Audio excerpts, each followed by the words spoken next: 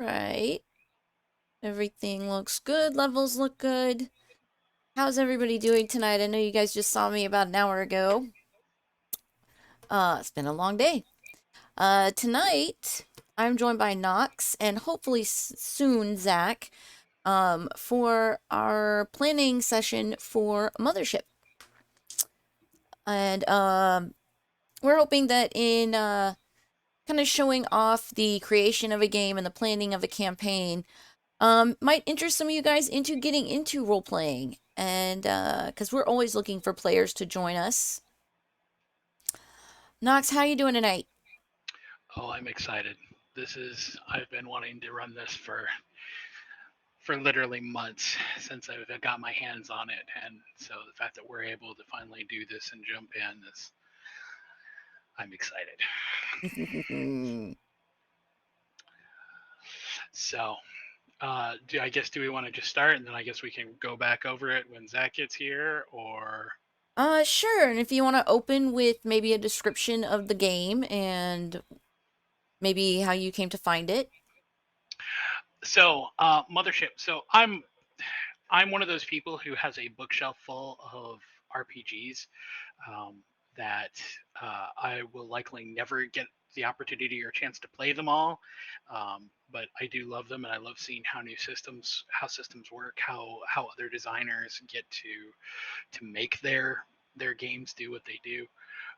And one of the ones that kept coming up whenever I was on any sort of these tabletop gaming forums or on Reddit or anything like that was Mothership. And I wasn't really all that interested in it um, until I started seeing all of the awards that it was getting, and also all of um, the different. It wasn't like all of um, the positive reinforcement was coming from one or two vectors. It was just kind of coming from everybody. Everybody was talking about how great this game was. Mm-hmm. And then I found out that you can get it you can literally get the original alpha version of the game from Tuesday Night Games, the people who make this, off of their website. The PDF, I think they give it away for free. Wow, Um, nice. yeah, so you can go over to Tuesday Night Games, I'm pretty sure, and get the PDF of the beta for free to start playing. So I did, and once I got that, and then I started seeing all of these how they distribute their stuff because they don't have like all of their modules. They're not like these big packages or big books or things like that. They're literally old school zines. Like when you get an adventure from them, they come in, they're like a 5x6 booklet. They're usually like 30 pages max, like absolute max, and some of them Wow. are just pamphlets. And they're just crammed, just from a design standpoint, they're just crammed with information and cool things. And I was just like, nope, I am all about this. So I went all in. I bought a whole bunch of different modules and whatnot. Um, the setting for Mothership is sci-fi horror. The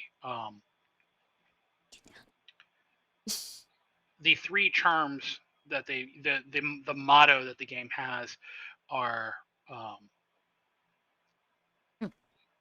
solve, save, survive. Pick one.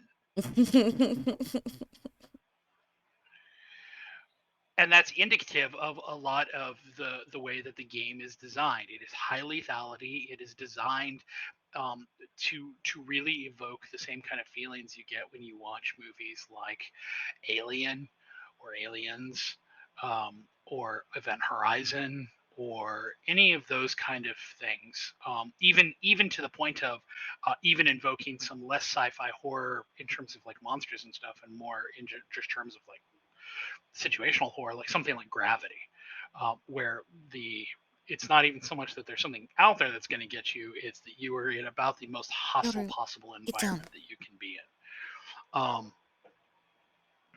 Combined with a really amazing setting, combined with a really easy to build character creation system, combined with a really rules light that really leans on the characters and really gives the players a lot of opportunity to flesh themselves out as they want to. The entire thing just was one of those things where I can't sing enough high praises about the system. No, it definitely, I mean, just from what we've gone over so far, um, I'm less apprehensive. Yeah, it's and so we're gonna go. So we'll get started. Um, I guess the easiest way to go through character creation here would be to. So we'll give you a character to start with, and you can you can name it whatever you want.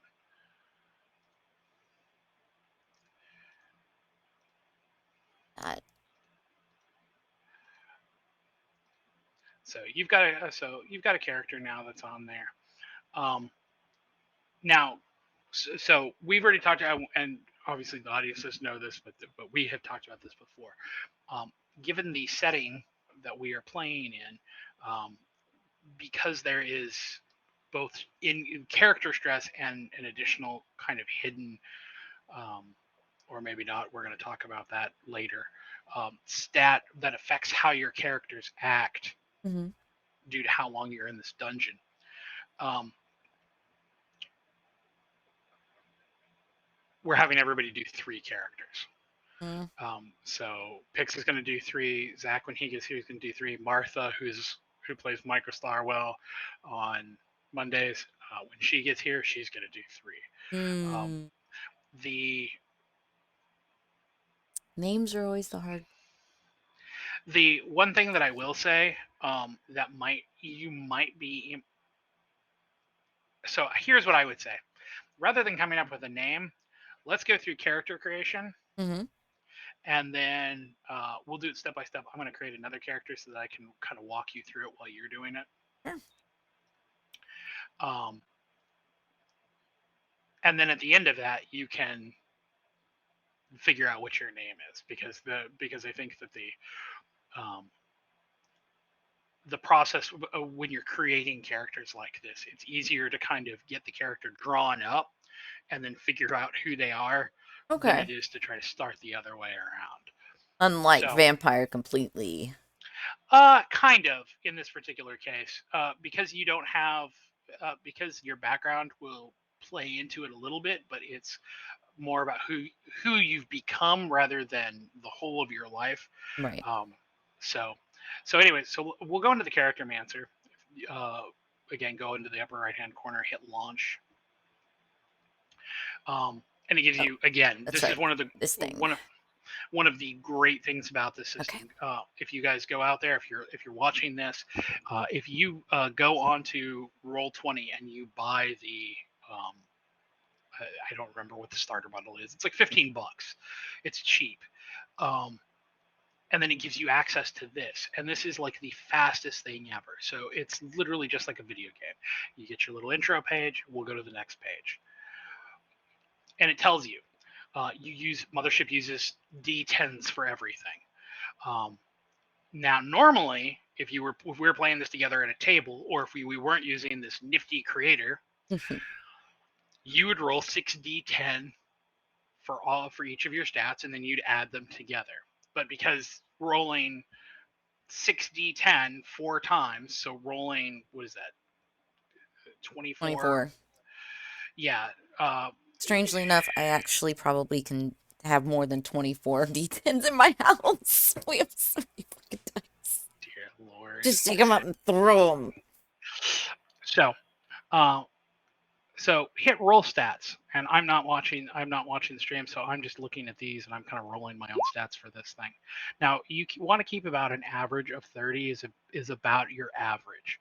Now to give you a kind of real quick, um, reason why this matters and what these numbers mean. So the rolling system that you use is you are looking to roll under your stats. So if you're doing something with a strength test, you need to open an airlock real quick. Mhm. You will say your strength is 34. That's what mine is. Then when you roll, you need to roll 34 or under. If you roll anything above that, it's a fail. Okay.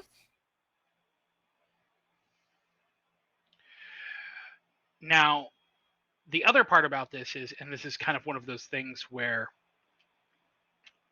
crits happen when you roll doubles, Okay. either over or under. So if you roll using, again, strength of 34, let's say you roll a 33, you've critically succeeded. So either 11, 22, or 33. Are your critical chances to critically succeed. On the other hand, if you roll 44, 55, Right. 66, you've critically failed. Oh, Um, rolling a 99 is always a incident. it's always a critical failure.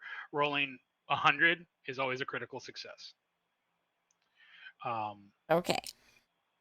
So it's one of those things where it's really easy to tell in most cases if you've managed to do it or not. If you've managed to either break free, and because you can easily look at your stats and say, something like, okay, let's say your speed is something like stupidly low. Let's say your speed is like a 24. Mine's 18. Okay, then that you would probably want that if you have to do something that's giving you the options between, am I doing this fast or am I doing this smart, you probably want to do something that's not fast because Right. your die roll is going to have to be. So it's one of those interesting things where the actual rolling of the dice, actually there's some sort of indication of exactly how your character should be played. There are things you're going to want to lean into, things you're going to want to stay away from. So we'll go on. We'll go on from there. Again, we'll wait to actually do final character roles until until Yeah. at least Zack's here. So So let me ask this much.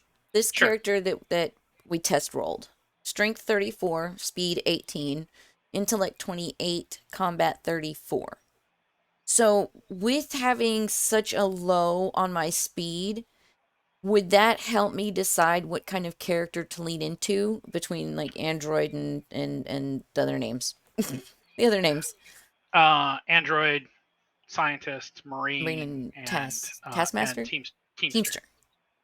I wouldn't say that. I wouldn't go so far as to say that. But what I would say, so there are definitely things that are gonna. I guess you could think about it this way. Um, each of those individual character classes has something that they kind of lean into a little bit more. Right.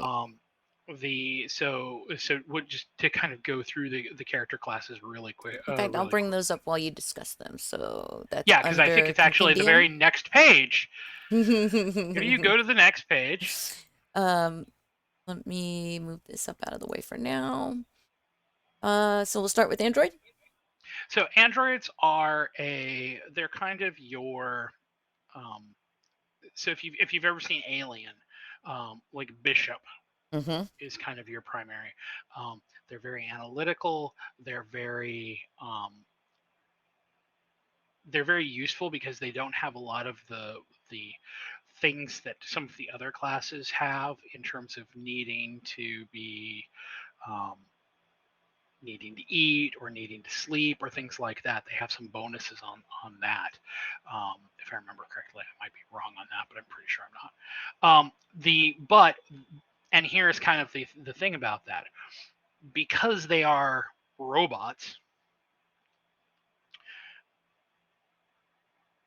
Other characters will have difficulty with some of their roles, their fear roles and their panic roles, because of the fact that they're unnerved.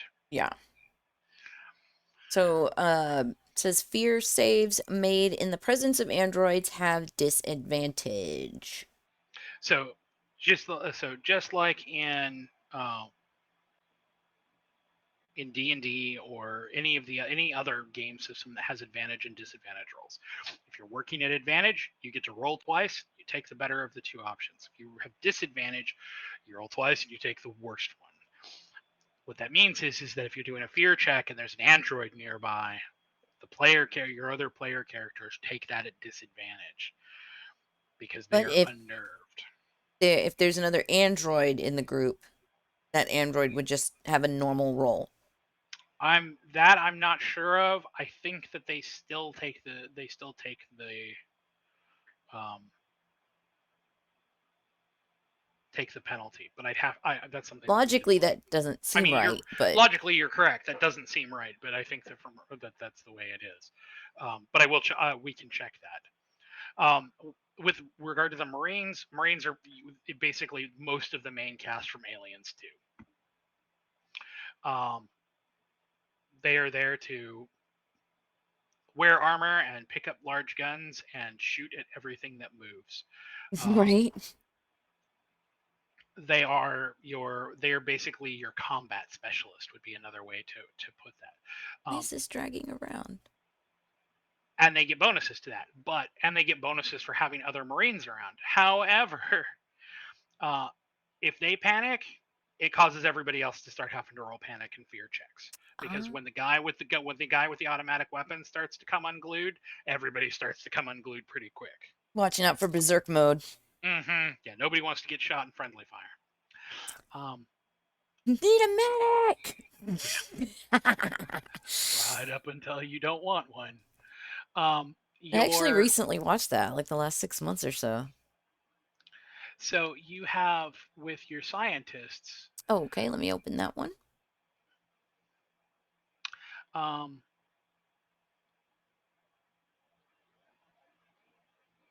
Click, click. There we go. Scientists could also be double. You could call them your doctors, your researchers, your anything else. Most of the people who play them, or when they're played in this game, they tend to cause issues because they tend to want to gravitate towards situations that other people are going to be like, nope, sorry, Like, no. hey, go, let's like walk out on this planet with no helmets and stick our face down in these eggs. That's smart. Let's do that. Yeah, that's a classic example of scientists. Now, the final one are Teamsters.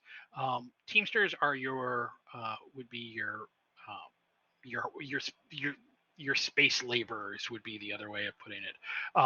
The crew of basically the entire crew of the original Alien movie, they were all Teamsters. Yeah. Ellen Ripley, she's a Teamster. Um, they are they actually don't take it's what is it once per session. um, if you have to roll on the panic table, you get to re-roll if you don't like your result, you can just re-roll it. So it means they've seen so much shit that they're like whatever. They're used to it. Yeah. Which makes it a little. They're kind of the default class, and I've heard some people who, when I've been reading reviews for this and other modules, one of the, I guess, complaints that I've heard is that everybody's a Teamster eventually. Like everybody's like, oh, I'm going to be an android, I'm going to be a marine, I'm But going to then be a it gravitates scientist. that way. Eventually, the way that the game works, eventually everybody's like, no, I'm gonna be a Teamster. Yeah. I don't. There's not a whole lot of the positives don't necessarily outweigh the negatives that some of the other ones do, and the ability to reroll on your panic check is one of those things. It's like, I'd like to not kill all of my team on because I lost my shit. Did we cover Marines? Or did we Hmm. skip that one? Okay. My bad. Um, for for my purposes, I'm going to select the Teamster.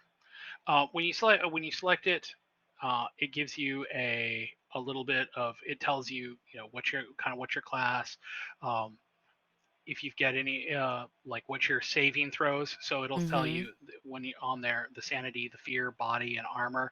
Those are your saving throws if you're having Okay. to suffer from something. Okay. Um, and it tells you the stress effect once per session. You can reroll a roll on a panicked effect table. If you play a Teamster, you get 0G and mechanical repair as your skills. Like you don't have to pay for them; that just comes with the class. Part of your And then training. Yeah, and then you also get to then choose another skill. In this case, it's between heavy machinery and piloting. If you do that pull Mm, down menu, and I'm just going to just select heavy machinery, and then it tells you you still have 4 more skills to use. okay. Now, this is where the point where things get kind of cool for this. So you go to the next one, and you've got 4 remaining skill points, and you've got this giant table here of stuff. And you'll notice how all of them on one side are lit up, Gotcha. and then some of them are grayed out. You can choose any. You've got 4 points. Each of them is 1 point. Okay. So you can choose any of these different things. But, and this is why this is kind of such a cool thing. Let's say I'm going to be okay. I'm playing as a teamster here. So what are things that I'm going to need to do? Well, I'm probably going to be reasonably decent at, let's say, putting back together computers. I've had enough ship break on me. I'm probably going to need to know how to put a computer back together just as much as Okay. I'm going to know how to do it. Well, I select computers, and all of a sudden hacking becomes available to me Got it. because now I have the prereqs for that. So then you can do things like take that off, go down to do okay, then go okay, so take that off and go to do linguistics. So suddenly I pick up linguistics, but suddenly because I already have something on there that is affected, self-ontology comes up on the far side. Okay. This is nice. Nice little skill tree. So it's one of those things where you get the it's really easy to see how the skills build together to Mm, make other skills and how those skills affect them. So it's not real difficult to look at them and be like, "Oh, well, if I know about these things, then I probably know about these things." So you're not having to sit there and be like, "Well, you know, do I know how this works? Do I not know how this works? Is this something I even have a shot at? Is it right. so?" And we can move on from there real quick. Just click forward. You go to the next. You go to the next page, and you get to choose an equipment package. Each of these Okay. equipment packages is a full Like a group of kit. stuff. It's a full kit of different things, and they are labeled in such a way as to make it reasonably clear kind of what class should pick. You don't have to, but if you're gonna be a teamster, you're probably gonna be leaning more towards say excavation Excavation. or exploration rather than extermination or examination. So you go and you pick up excavation. Hey, look, it's a crowbar, it's a hand welder, Oh, that's a wow. body cam, you've got a vac suit for exploring. Cool. So then you go and you pick your starting credits, and just like every other game, you hit starting credits, roll it. Hey, look, I've got 360 bucks. I only got 260. And same for trinket. So here's where, What? and this is kind of where these things come in. So trinkets are considered to be um, things that kind of indicate who that character is. So almost like a touchstone, but in a object, not a person. Correct. It's like I So got like, casino playing cards, so that totally right there starts building like I'm this gambler, and I probably swindle other people on the ship out of their money. I mean, like that one object seems to like spurn all kinds of mm-hmm. ideas. Yeah. See, and for mine, I got a pamphlet called "A Girl in Every Port." So for me, Hooker. so for me, it's one of those things where, yeah, the guy's probably, he's smooth talker, he's a sweet talker. Maybe even a Uh, con man. he's probably a little bit of a con man. He's probably I'm thinking not, Sawyer. yeah, he's probably not entirely honest with everybody, but he's probably, he's one of those people where, if you're in a bad spot, he can probably talk himself out of it. On the flip side of that, you probably don't want to leave him home with your girl. Right? and then you roll your patch. And these are the ones that are really interesting because they kind of give you so much of a. Some of them are like, okay, so one of the patches, it's in parentheses, it says "Get fucked Russian," because if I remember correctly, the original one, it's actually in like the original thing, it's actually in Russian. So, okay, I'm so not son, which one did you get? It says good brain. It's one of those things where Like what kind. pinky in the brain? Like that's where my mind went. I don't know. So keeping in mind that these kind of patches, like on jacket patches, tend to be either indicative of an experience or a personality quirk or a nickname that they've earned along the way. So like good brain, um, that could have been something where your character did something stupid, but did something stupid that ended up having some sort of benefit to them or saving Oh, their so a life homer. or yeah. So oh good brain. um I've That's got what I don't one. understand because the good is just a word in quotes, but and then it says in parentheses brain. So I'm Mhm. like, is it quoting your own brain? Think of the now remember it says patch, so this is going to be an embroidered patch is what the description here is. Okay. So like I've got one, I just rolled one. It's the patch is called HMFIS or HMFIC, which is military lingo for head motherfucker in Yeah. charge. So now all of a sudden with that patch, okay, girl in every port, head motherfucker in charge. Okay, this dude's a leader. Yeah. This is a guy who everywhere he goes, the women's fawn over him. The dudes are willing to follow him. I know who this guy is.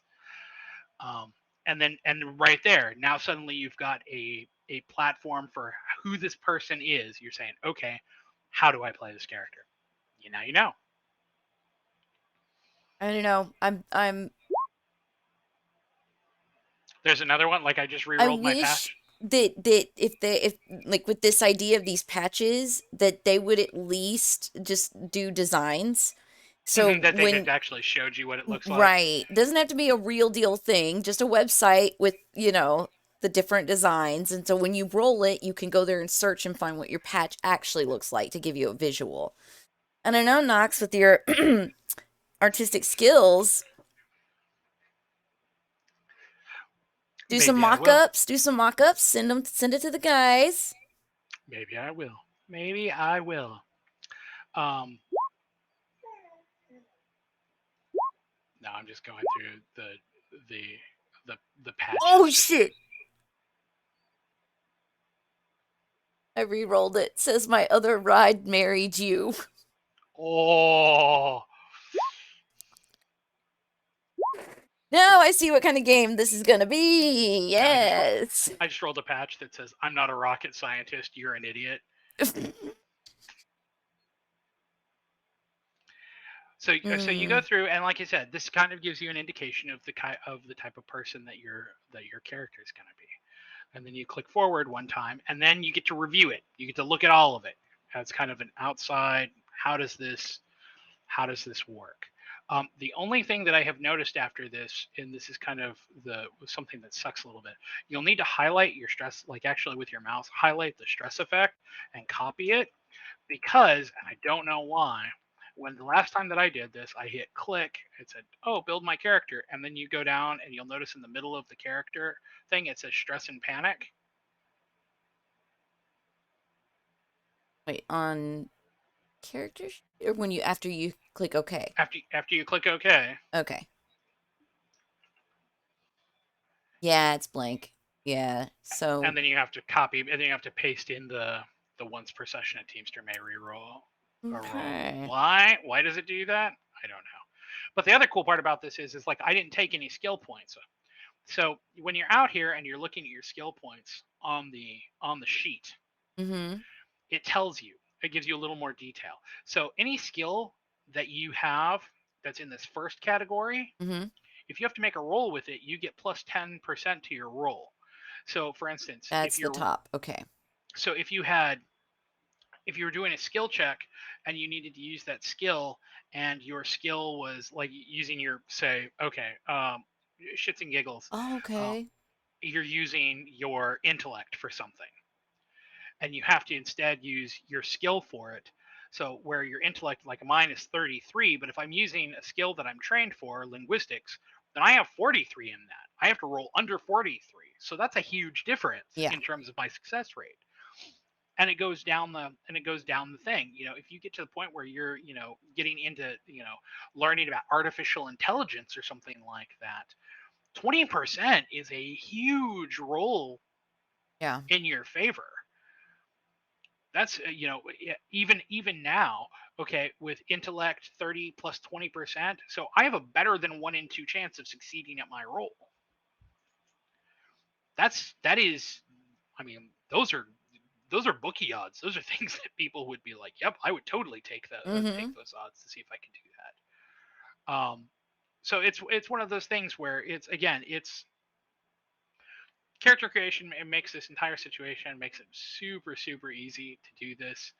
um, and again, I love how easy it is. I love the way that they've done it, where it is really self-explanatory. It is really easy to get a character set up, and even with just that, you go through all of that. You set your character up. You pick your patch. You pick your trinket, and all of a sudden, you've already got a character that's forming in your head. You know Mm-hmm. who that person is. Then it's just filling out your background real quick in your head, being like, okay, how long have I been doing this? What have this did? Blah blah blah down the line, just to kind of give yourself some details. You're good to go. Time to suit up and get out there. So we're going to go over a couple of things. So now that we've done that for character creation, we're going to go over a couple of the rules um, that are that you need to know. Saves is a big one. Is there anything I should have open so our viewers can roll with this? If you just have your character sheet open for this, Okay. uh, because the characters. So here on your character sheet, on the right hand side, you'll see, it says sanity, it says fear, body, armor. Those are the type of saves that you'll need to make in the event of something happening. So you have 4 different saves. Sanity is your ability to explain away logical inconsistencies in the universe, rationalize and make sense out of chaos, detect illusions and mimicry, or think under pressure. Fear is how well you can cope with emotional trauma and covers not only fear, but also loneliness, depression, or other emotional surges. Body is your reflex, how well you can resist hunger, disease, or any other organism that might be attempting to invade your insides. And of course, armor is how resistant you are to damage from, the thing that might be attempting to see what your insides look like. Um, Saves are not rolls you make willingly. You make them when something bad might happen, and you need to resist. Right. Um, to make a save, you roll equal or under your save value. It's just like a stat check. Mm-hmm. Um, if you fail your save, you gain 1 or more stress. So you'll notice up at the corner, your stress starts at 2. Yes. If you fail a save, you just tick that up by 3. Now, stress by itself doesn't do much, but it does add up, because if you critically fail on a save, you have to make a panic check. Okay. Um, if you so stress, um, the higher your stress is, the more likely you are to panic. How do you gain stress aside from that? Failing your fear, or failing your checks, your sanity, stress, fear, body, blah checks. Other ways, there are a couple other ways you can get stress. They're pretty logical ways, things that'll increase your stress. If you're floating through the middle of space in a spaceship, and something shoots you, or shoots the ship rather, and it scores a successful hit, your stress will go up by 1. Right. Um, if you get knocked unconscious while you're on the battlefield, and then you wake up, you're gonna have a stress increase. If you go 24 hours without rest or food or water, your stress goes up because you are tired, hungry, or thirsty. Um, Whenever a scientist fails a sanity save, not only do they gain a stress point, so does everybody nearby. Okay, I did read that. How do you relieve stress? Whenever you get to rest for at least 6 hours, you can roll a fear save to relieve your stress. If you're successful, you relieve one stress point for every 10 points your save succeeded by. Oh, nice. Okay, we'll use. I've got a fear on my sheet of 35. So Same let's here. say, let's say that I'm resting. Uh, I roll my fear save. I get a 15. I relieve up to 20 points of stress right there. Yeah. Like, I'm gonna go back out there. I'm probably gonna be pretty good. Um, Other ways that you can relieve stress: docking at a safe, civilized starport, escaping from deadly peril, sex, drugs, alcohol, and carousing in general. Lol. Defeating a particularly deep horror, or going a week without having to roll a save. In other words, the longer that you go without having to make any of those checks, Uh-huh. your stress level will go down because you don't feel like you're in danger. Right. Makes logical sense. Um, which leads to panic checks. So eventually, stress, damage, and emotional wear and tear bring you to a breaking point. When you make a panic check, it's 2 steps. You make a stress check. If you roll over, and this is one of the weird ones, if you roll over your stress, you don't panic and you relieve one stress. So this is Okay. one of the few times when you want to roll higher. If you roll equal to or lower, then you go to step 2, which is you roll for an effect on the panic table. Um,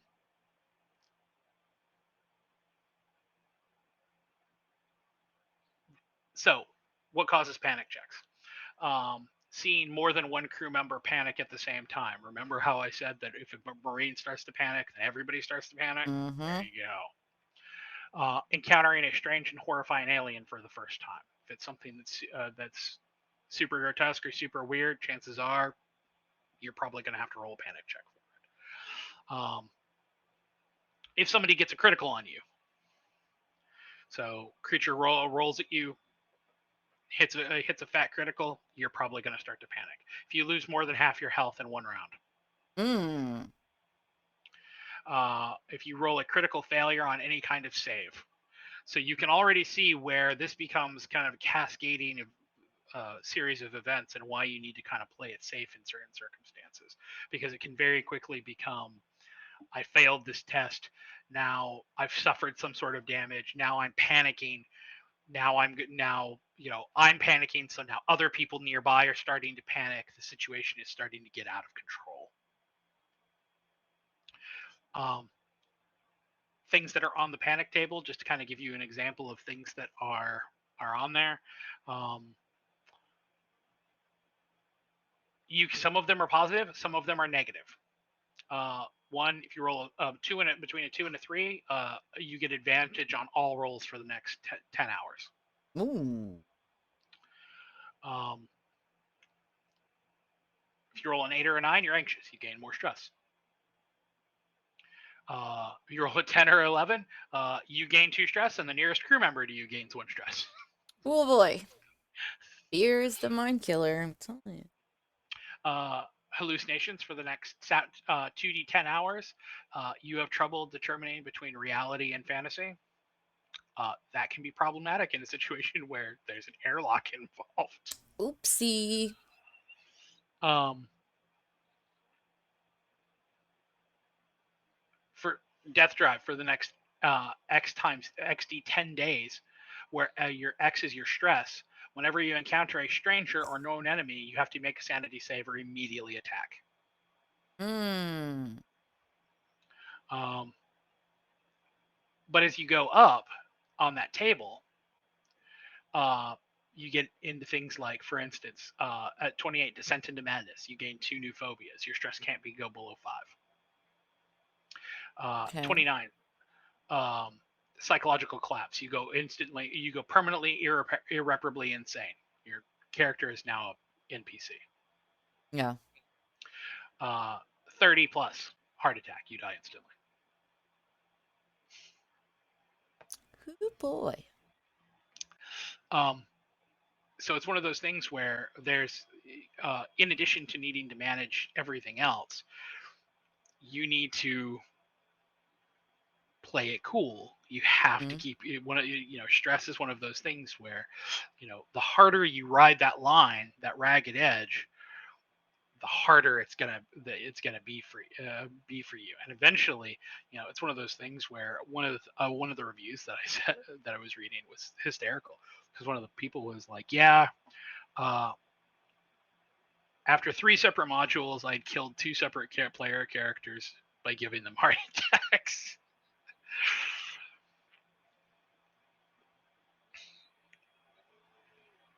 And it makes some amount of sense. So that's what stress does. Um, so now we're gonna go back. We're gonna talk a little bit about how combat works. Combat is pretty simple. Um, if you get surprised, or if you surprise them, you make a fear save, they make a fear save. If they fail it, you're so surprised you lose your first round. Okay. Who goes first? After that's determined,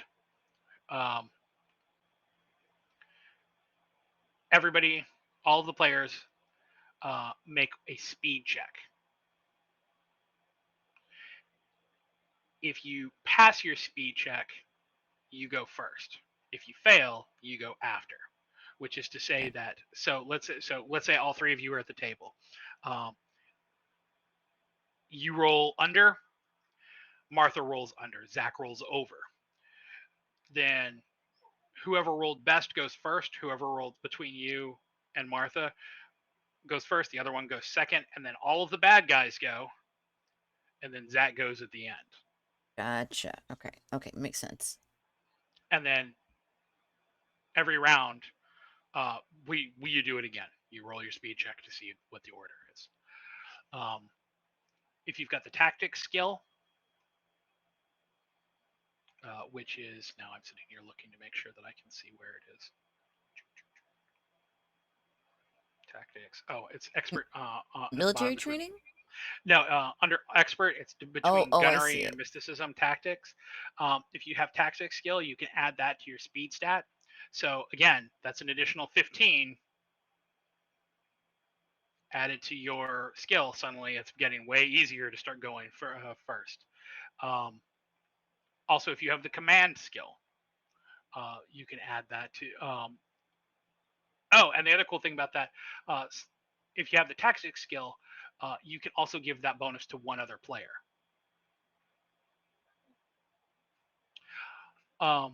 Characters with the command skill give all nearby crew members their skill bonus on these checks. So if you've got command, which is, now I'm sitting here looking for it and I don't see it. It's mastery 20, Yeah, I fourth see it. up. Yeah, I see it. Then that gives you the ability to give everybody in your party 20% to their speed checks which is stupidly overpowered. Yeah. How long is a turn? You get 2 actions. Okay. In real life, it's equivalent to about 10 seconds, but it basically comes out to 2 actions. Things you can do, 2 significant actions, as they call it: attacking, bandaging a wound, checking someone's vital signs, firing a vehicle's weapons, opening an airlock, operating a machine, reloading your gun, using a computer terminal. Those are things that you can do in a single turn. It's pretty equivalent to your standard 2 actions from like D&D.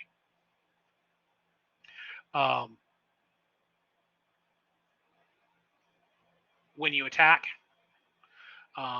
it's an opposed check. you make a combat check against their armor, and vice Okay. versa. So if you're shooting at somebody, um, you roll combat. Okay. If you succeed, um, Then the number has to be more than their armor. right. Okay. So if you and each gun, like every single gun, has certain things that it will tell you about it. So okay, so if you succeed, here's a great example of that. If you go all the way down to your bottom, you'll see you have a laser cutter on there. It's considered to be ranged. Yes. You'll notice the damage on it. Yeah. It is entirely possible to use your laser cutter to literally cut someone in half. It's entirely possible, and that's something that I really want to that I wanted to point out in order to make it obvious that this game does not pull any punches when it comes to lethality. Um, it doesn't take like even like a pistol. Like I think your basic pistol is 3d10. It's entirely possible to shoot somebody and kill them with one shot with a pistol. Wow. Um, so it's one of those things where again, play smart, use armor, use cover, things like that. Um,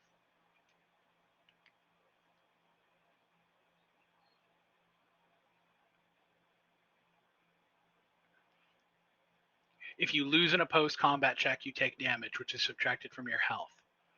Um, so basically, it's one of those things where if you lose, you just take the damage, whatever it is. Which means again, which kind of emphasizes that combat should be considered one of your last options if you possibly can. Right. If you No. can be tricky, if you can negotiate your way out of things, if you can set up traps or get the jump on somebody, you should do everything you can, because if your people start pulling guns, there's a high likelihood that somebody's going to die.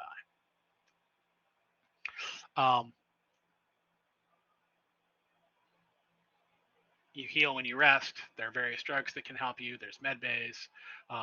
You can only heal from rest once per day. If you reach 0 health, you make a body save. If you fail, you die. Ooh.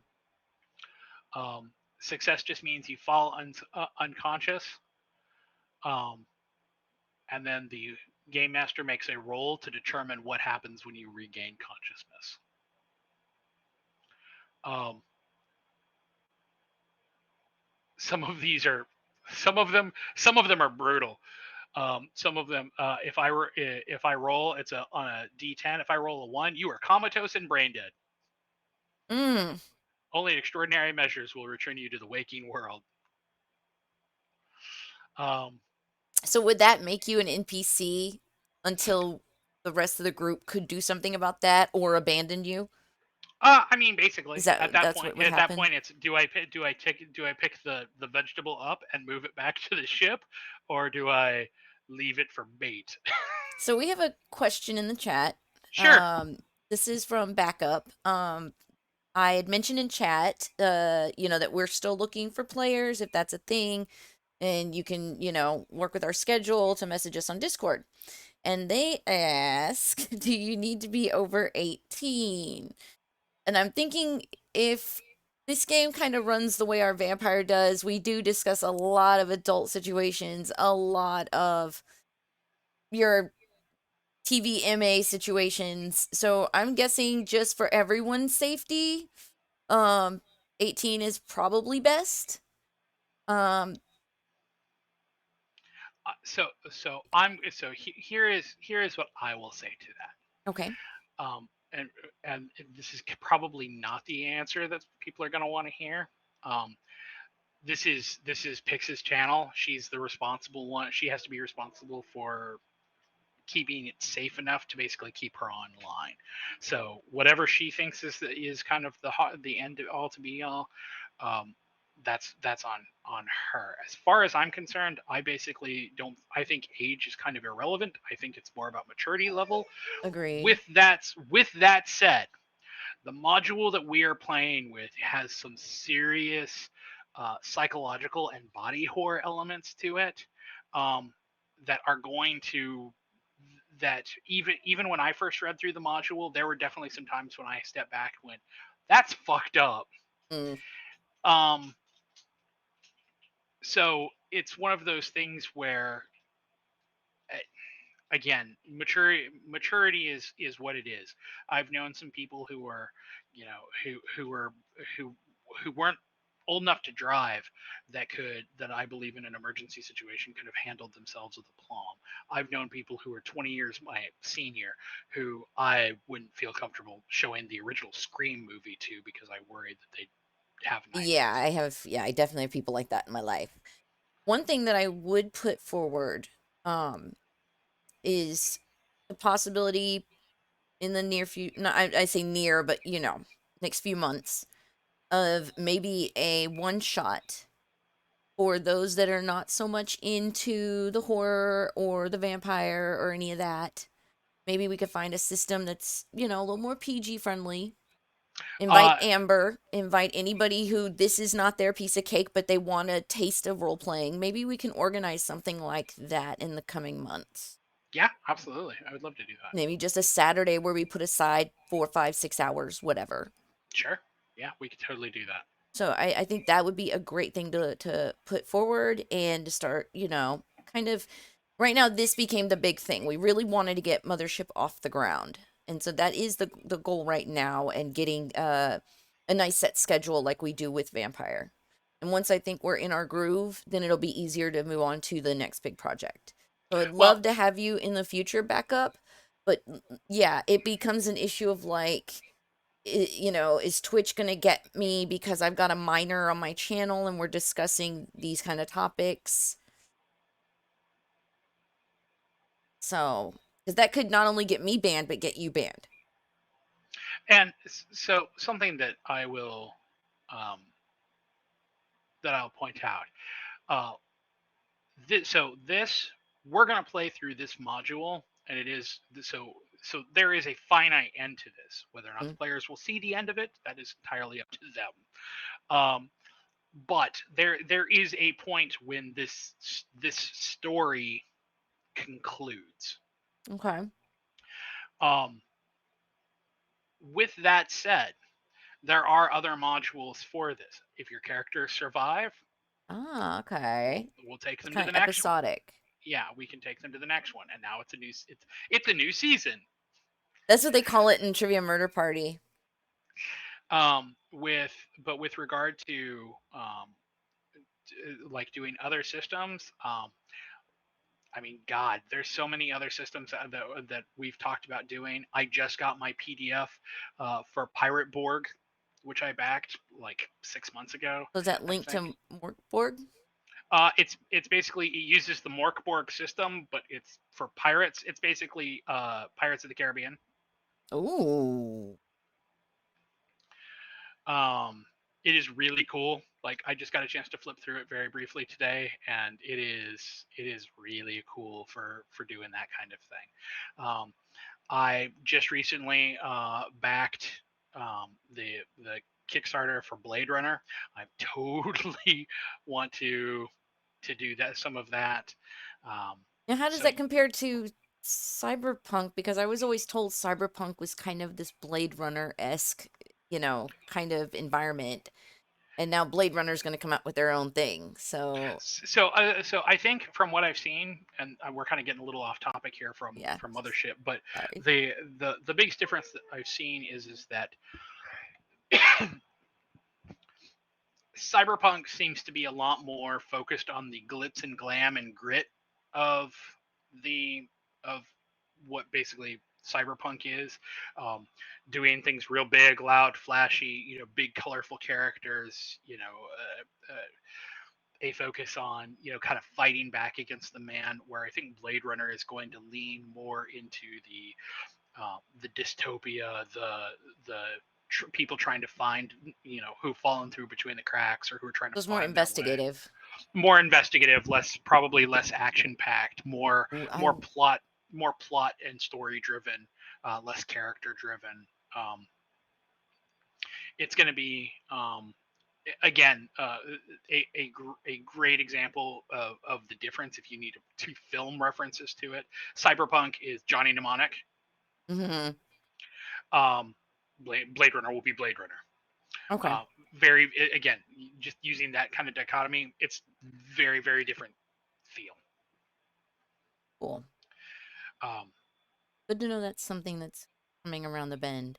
yeah, we've got tons of stuff out there, and I would love to find people to play all of these different games. But getting back to Mothership, so we can wrap it up in terms of character creation, and then hopefully Zack will show up and we can do all of this over again.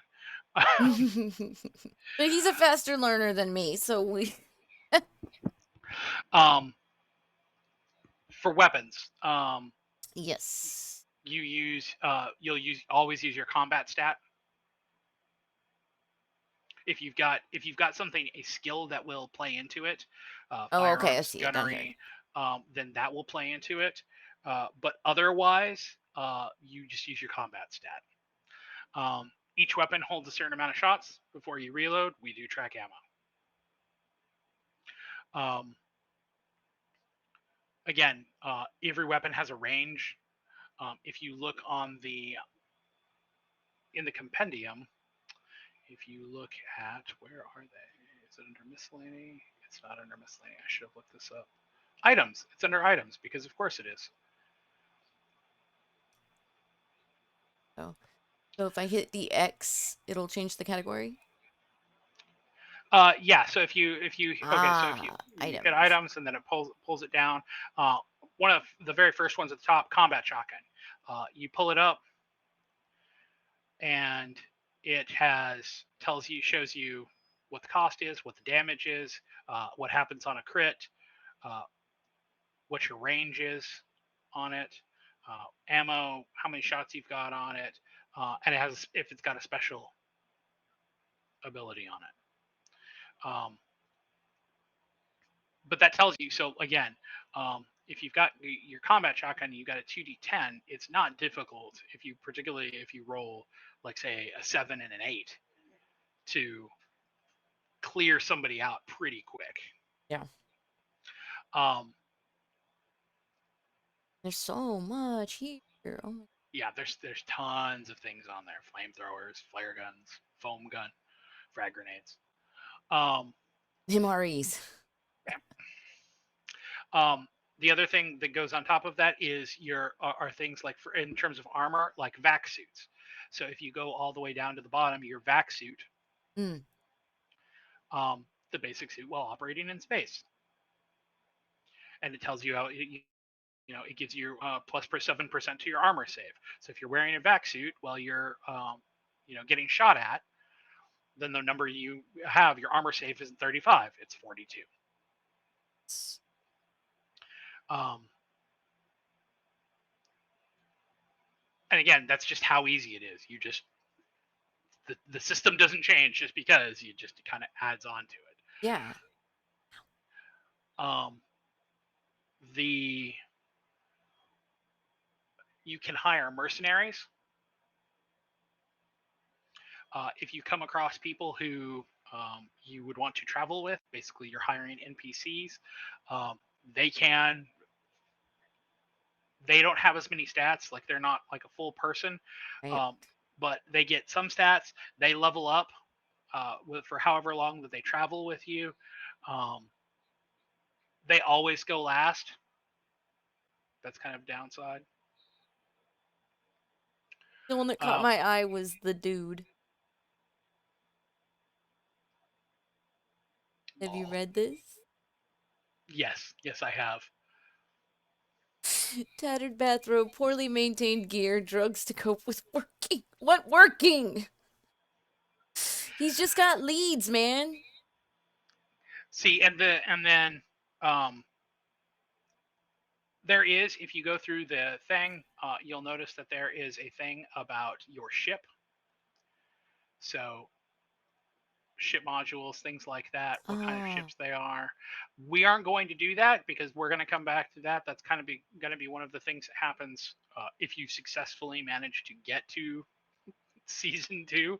Ah, okay. Um, we will um, we will build collectively as a group. You guys will have the ability to actually build the ship that you want. So you will be able to have your own quarters. You'll be able to have your cryopods. Blah blah blah blah blah.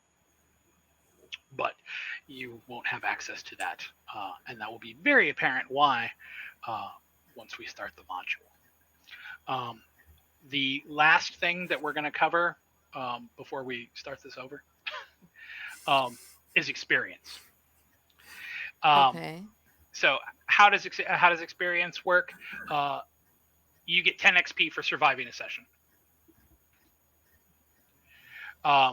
If you survive the first night, you immediately level to level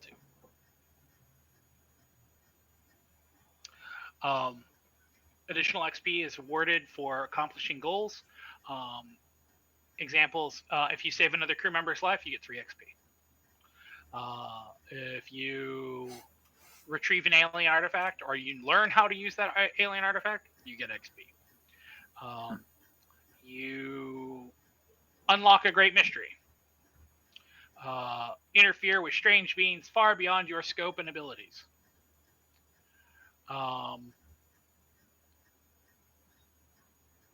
Marines get 1 XP if they kill an enemy. Scientists gain 1 XP whenever they bring a piece of alien technology or living organism aboard their ship for study. Yeah, those are on the character sheets. So how much XP does it take to go from 1 0 from 1 to 2 is 10, 2 to 3 is 25, 3 to 4 is 50, 4 to 5 is 75, 5 to 6 is 125, then 175, 225, 300, 375, 500. So leveling takes quite a bit. However, when you level up, you get to improve 1 stat by 5 and 1 by 3, up to a max of 85. And you improve 2 saves by 4 each. Okay. You also get to choose one of the 3. You gain 1 resolve, remove 1 phobia or addiction, or heal all of your stress, and you gain 2 skill points. So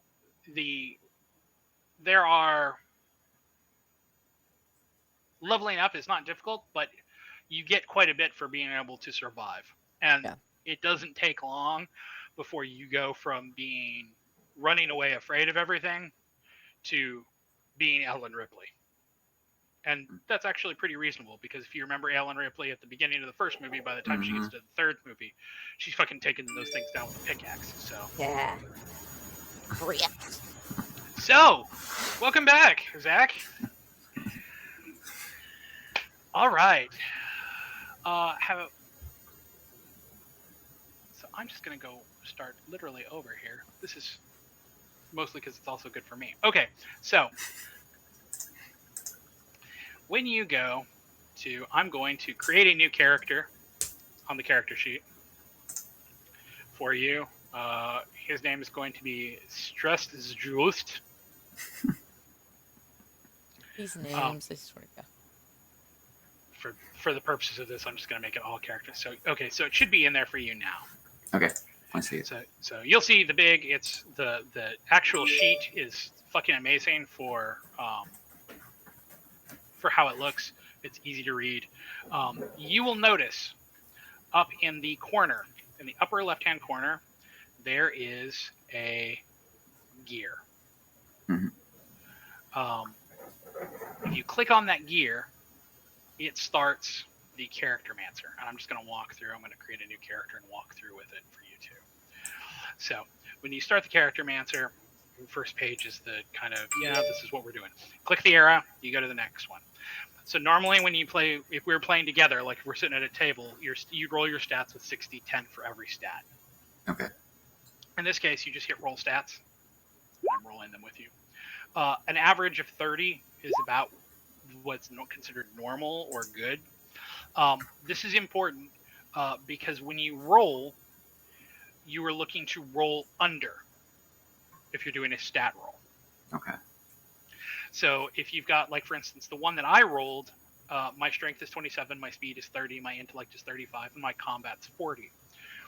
So if I need to shoot at something, and I'm rolling d10s, I You need to roll less than 40. I need to roll less than 40. That means that I'm in a pretty good shape if I have to shoot something. On the Right. other hand, if I need to open an airlock with a roll of 27, I'm probably going to have some difficulty there. Rolling doubles is a crit, success or failure.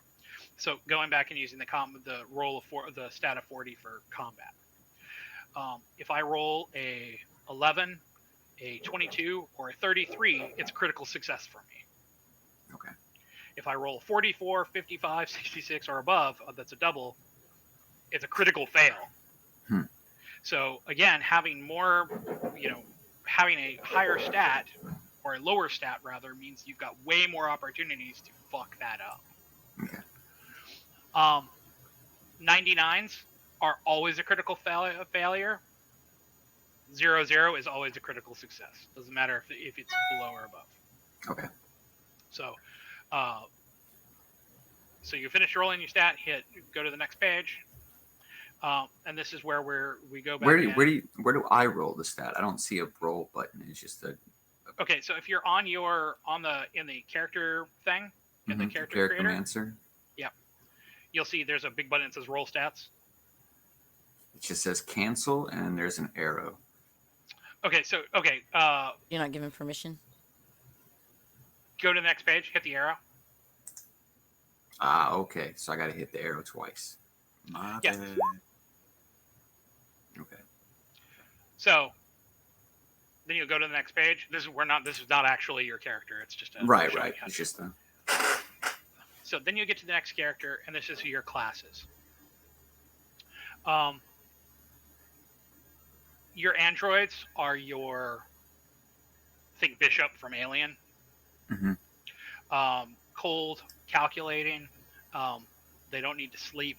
So often when everybody else goes into cryo sleep, they stay awake. However, when they make a fear save, then everybody else who's the nearest person to them makes a fear save because they are so cold and calculating. With Marines are basically the entire main cast from Aliens. They're better. They get I think they get bonuses when they're played together. So if you've got more than one Marine in a group, then they're better that way. But when a Marine panics, everybody else starts to panic too, because when the guy with the machine gun starts to go off the rails, everybody starts to get worried. They're sheep. Scientists, again, your doctor, your scientist, your researcher, your I think there was like botany in there. There's yeah, all different forms. All the STEM. Basically anybody who's going to do something stupid and be like, "Ooh, look, I don't know what that color means on that rock. I should pick it up." Probably qualifies as a scientist. And then your Teamster. Teamsters it's Ellen Ripley. Basically the entire crew from the original Alien movie were all Teamsters. As I said, as I told you, Pix, having I have watched tons of reviews and gameplays for this. One of the things that somebody said was, I'm paraphrasing here, it's everybody wants to play something else. Everybody eventually ends up being a Teamster. Because they are the ones with the least drawbacks. Yeah, the least drawbacks. Mm. So just selecting Teamster, shits and giggles, doesn't really matter. This isn't your real character. So you go to the next page, and it shows you. Do I need to pick one first? He said just click on Teamster just for the example. Click Teamster. Okay. Just for the example. You get to the next one. It shows your sanity, body, fear, and armor. Those are your saves. It's exactly like your stat saves. You need to roll under those. Okay. Stress effect, once per session, Teamster rerolls a roll on the panic effect table. We'll talk about the panic effect table here in a little bit.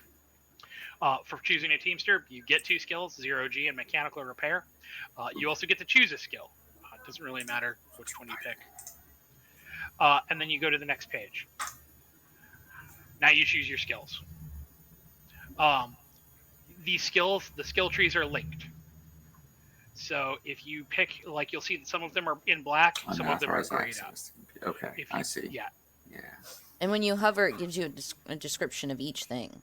Mm-hmm. So you get a little nugget of, oh, okay, that's what this is. Now, if you do something now, for shits and giggles, sometimes when you click one, it'll unlock other things. So if I click linguistics, suddenly sophentology is available to me, which is one of the highest level skills. It doesn't really matter. We'll just go by this. We're not picking skills here. You get to the next page. You choose an equipment package. They're all labeled basically according to what class they think you would want to do. You don't have to pick that. But as a Teamster, you're probably going to want excavation or exploration over extermination or examination. It's just got more tools in there that you're going to want for how you play it. MREs. Mm-hmm. You roll your starting credits. I don't know why, but it literally gives me 360 every time. I got 320 this time, so it's working on my end. You pick your trinket. So trinket. Zach's these gonna are love all this. So this is how it gives you kind of an idea. These are like touchstones in Vampire, except that they are in basically in object form. So, for instance, they're designed to kind of give you an idea of who the character is that you're building. So, like one, I just rolled a trinket. It's pamphlet, Zen, and the art of cargo arrangement. So that tells me that my Teamster is probably a little anal. He's probably the type of person who's going to check all the boxes, make sure everything is exactly where it's supposed to be, make sure all the doors are locked, and is going to be kind of probably a little bit of an asshole about it. What's up? Explain to me how a 10 by 10 tarp can be a trinket. What the fuck does that represent? I mean, that if you have a The 10 homeless? By 10, like, well, no. If you're exploring an alien, environment, you may need shelter. Well, I can think of any number of different reasons why somebody might have a tarp. Have a tarp because you need to take shelter. Have a tarp because you collect rainwater. Or because you're expecting that you're going to have to do some kind of work and you want to shield like electronics and stuff from having to cut through right. a door. But we were also speaking, I'm not talking so much in the practical. Like before I had the deck of playing cards. Right away, spark, you know what I mean? Like, okay, there's so many places I can go with this. Yeah, I got the casino play cards when I rolled that one too. A tarp. Like, I don't know. Maybe I'm just like uninspired. Like, what am I going to do with a tarp? And if you're uninspired, then roll it again. The next one is the patch. So this kind of again is one of those things that's an indicative of what kind of person you'd expect this person to be. So like mine is smooth operator. Okay, so now I'm thinking about this. So his trinket is he's got a mining safety manual, and his patch is smooth operator. Okay, so that means he's probably somebody who does the job, who's always successful because he follows all of the rules. So everything goes smoothly, and so he's probably got a reputation about that because it's literally on his fucking jacket. Mine says too pretty to die. I don't know what Dilligaff is. Does it look like I give a fuck? Ah, okay. See, and then right there, if that's a patch, the type of person who would have that on there, they're probably not particularly keen to follow rules. They may be a little lazy. They're probably the type of person who, their boss comes by and tells them to do something because they're, does it look like I give a fuck? Yeah, they're the kind that drinks coffee black out of that chipped coffee cup. Ugh. There you go. So then you move on to the next one. And then it gives you a review. It tells you everything that you need to do that's in your character. And the other thing that I will tell Pix about, like I said to Pix, you'll need to go to your stress effect, where it says stress effect. You'll need to highlight and copy that, because when you hit the check mark to say, "Yep, we're good," and it builds your character for whatever reason under stress and panic in the very middle of the character page, it doesn't put what your stress and panic effect is, and you need to copy paste that in there. Why? I don't know. But do we need to hit edit first, or will it just save it when we close the It'll save it. Okay. I mean, not that these matter, but yeah, when we get to the So when you get down here to the going down to the skills again really quickly, because this is something that was fairly important. You'll notice how at the very top it says trained, expert, and master, and then there's a percentage. So that says that if you're in the middle, if you're using a skill with your roll, you get that additional to your percentage. So just shits and giggles. Let's say you take computers, and then you need to use something. You're hacking a computer. You're manipulating a computer somehow. Doesn't matter. Whatever. If you're using that roll and you're using your intellect roll for it, mine's at a 35. Well, I've got computers, so I have 45. So now we went from being, a 1 in 3 chance to almost a 1 in 2 chance of having success on that. When you get up higher on that, particularly into the master level stuff, suddenly you go from feeling like, wow, I'm going to struggle to do this, to, I can do this. This isn't a problem for me. So that is character creation in terms of the mechanical stuff. Dice rolling. Already covered that. Saves and panic checks. This is kind of a something that's important. You'll notice at the top there's the 4 things: sanity, fear, body, and armor. Those are your saves. It's exactly like a stat save. You need to roll under them. Sanity is your ability to explain away logical inconsistencies in the universe, rationalize and make sense out of chaos, detect illusions and mimicry, think well under pressure. Fear, how well you cope with emotional trauma and other traumas. Body is reflexes, how well you resist hunger, disease, or any other organism that might want to invade your insides. Armor is how resistant you are to damage. Pretty self-explanatory. To make a save, you just roll. Again, it's just like a stat check.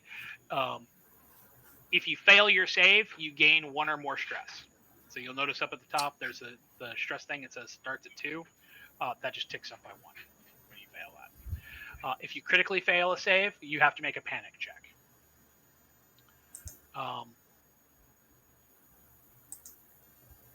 Does it tell you what if you roll the doubles? Oh, I guess I don't know. It doesn't really. Okay, so here, if you click,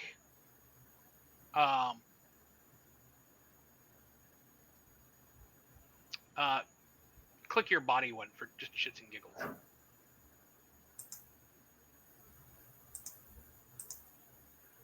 So you rolled over. So you notice how it tells you what your target is and what you rolled. Right. But you'd mentioned like if you roll doubles, then that's no. It's if it's like an 11, a 22, yeah, if the numbers are double. A 33. Okay. Oh, okay. As long as it's under. Okay, not if the dice. Okay. Right. Okay, so if you roll yours was 34, target 30. So if you got 33, 11, 22, 33, you get advantage. Success. Okay. Yeah, it's critical success. Or critical success. But if you go over, or you go over by doubles, the doubles create. Yeah, that's critical failure. Critical failure. Let's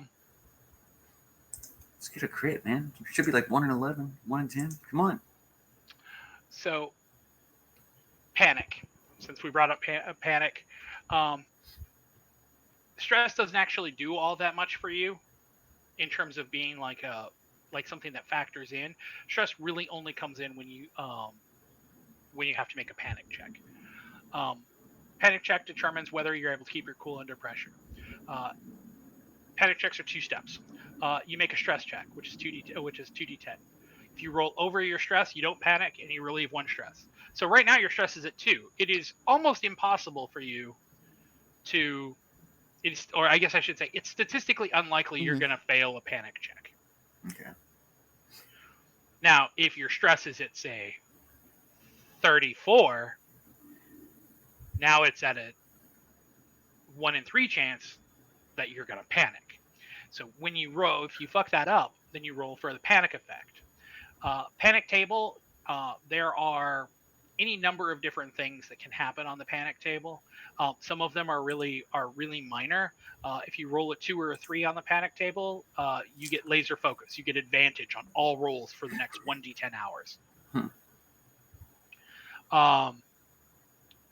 If you roll a 10 or 11, you get a nervous twitch. You gain 2 stress, and the nearest crew member also gains 1 stress. But it can get the higher that number is, it gets pretty bad pretty quick.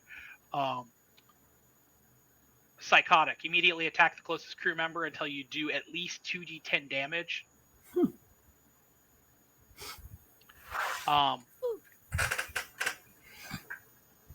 Psychological collapse. You become permanently, irreparably insane. Your character is now an NPC.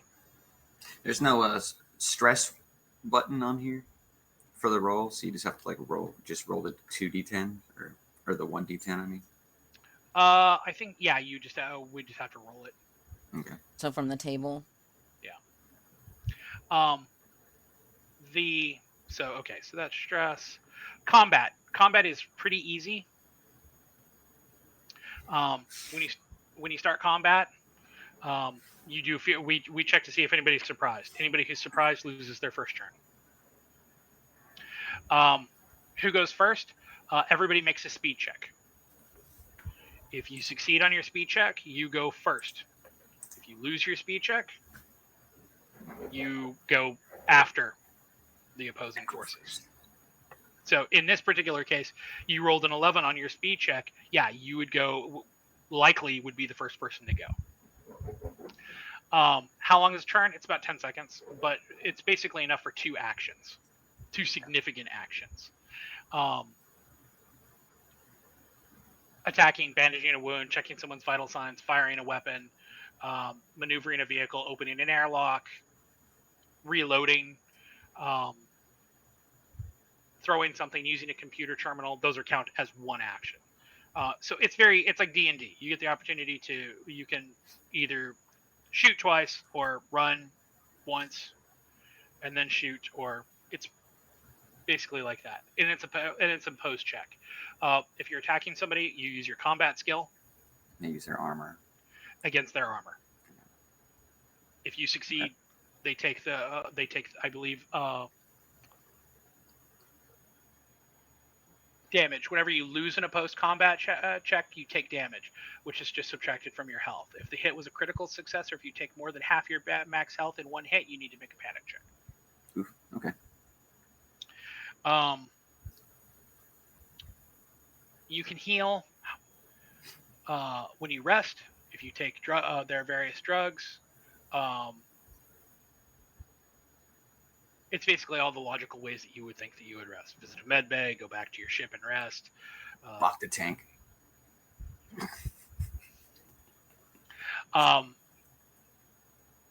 If you hit 0 health, you make a body save. If you fail it, you die. If you succeed, you go unconscious. And then you have to roll. Then I roll to see what happens when you wake up. Some of them are really bad. Some of them suck a lot. Some of them are just like if I roll a 1, you're comatose and brain dead. Only extraordinary measures would bring you back to waking. So, which is where Pix was like, you survived. Here's 10 XP. Which is where Pix was like, so do we just have to carry them back? Are they basically an NPC? Yeah. Until like one of us scientists can, bring them back. Mm-hmm. Weapons. There are a bunch of different types of weapons. So I spent a little bit of money on this to get the compendium for us here. If you go up on the top, on the right-hand side, you'll see the first one's the chat window. The second one is the is the art library. The third one is the journal. The fourth one is the compendium. The little information button. Mm-hmm. It is the entire rule book from print that is in a searchable form here. Sweet. Why can't we have this for Monday? Because that's like $50. Yeah. That sucks. Yeah, this was like 10.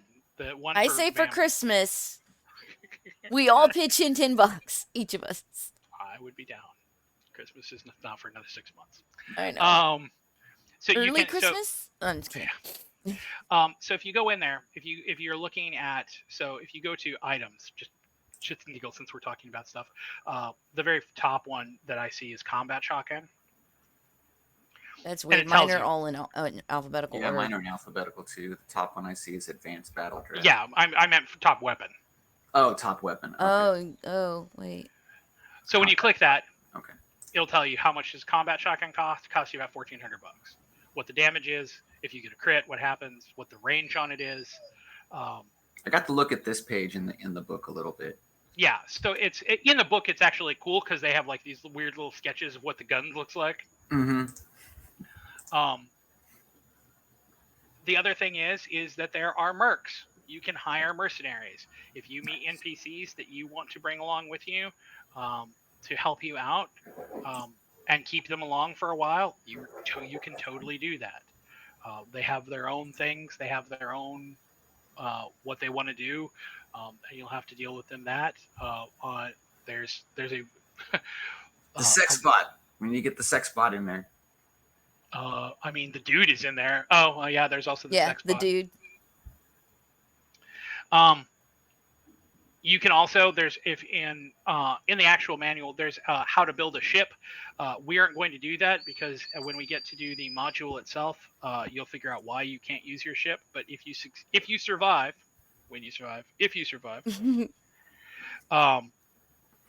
then you guys will have the ability to build your ship exactly how you want it.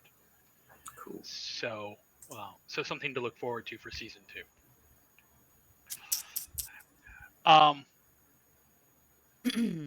The final thing is experience and leveling. Were you were here at the when I discussed that with Pix, right? Yeah, at the very end. You want me to go back over it for you? When you level up, you can get a skill point. You can put 5 in one skill point, Yeah. and 3 in the other, and then 2 points in the your other ones. And then you get 10 XP first session.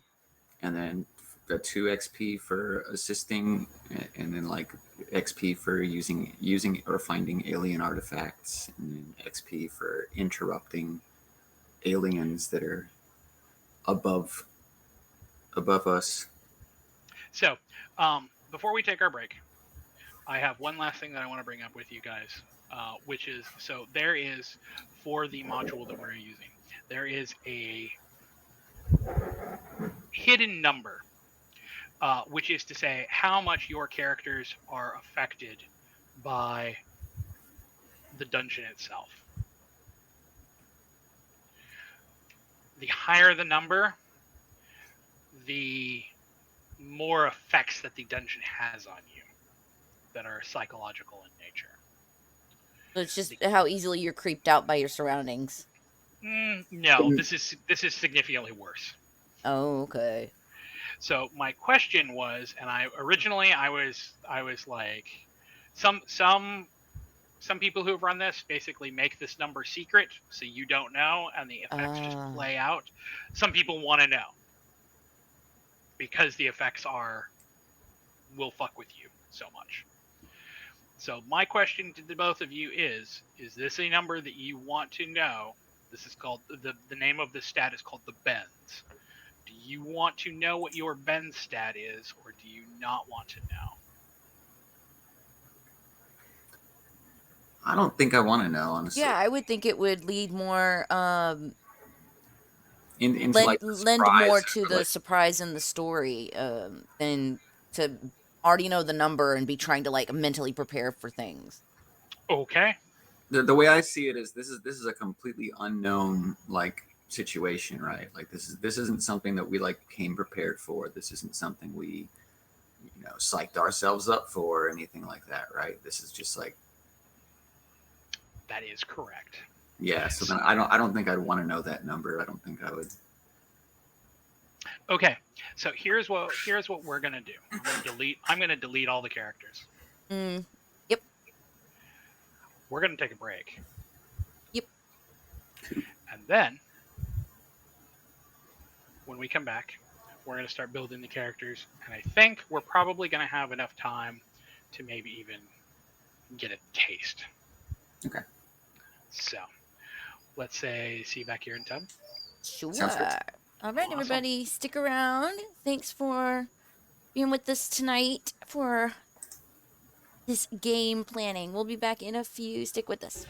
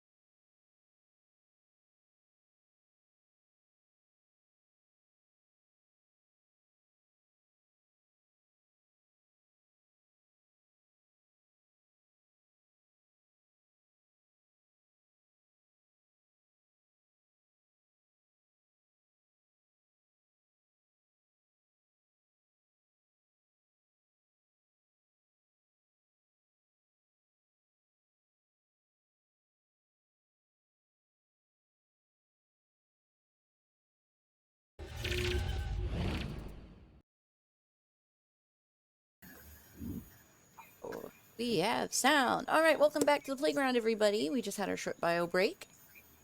Tonight we are doing campaign planning and character creation for our next TTRPG, Mothership. It's a sci-fi, think Alien, Event Horizon, Sci-fi psychological horror. sci-fi horror. Yeah. So we've gone over all the basics already in the first half, and now we're gonna do some fun character creation. Allergy. Okie doke. Change the names later. Yes. Okay. Right. Start rolling first then. So a couple things just to think about while you're doing this. At least in terms of your classes, you probably don't want to have a lot of overlap, or Right. like you don't want everybody to have be an android on the group Right. because of the possible downsides of that. By the way, since you asked that question, Who asked which question?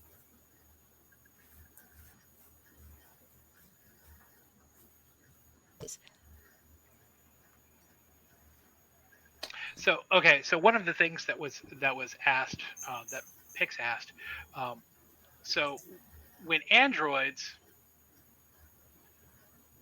their downside, and I want to double check it to make sure Ooh. that I've got it exactly. Oh. Yeah, these are pretty physical.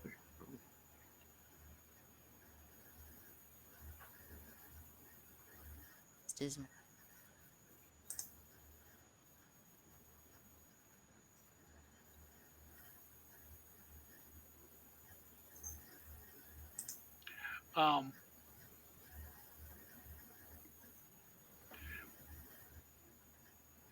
Scientist. Whenever a scientist fails a sanity save, every friendly player nearby gains 1 stress. Fear saves made in the presence of androids have disadvantage. Whenever a marine panics, every friendly player nearby needs to make a fear save. And Teamsters, once per session, a Teamster may reroll a roll on the panic effect table.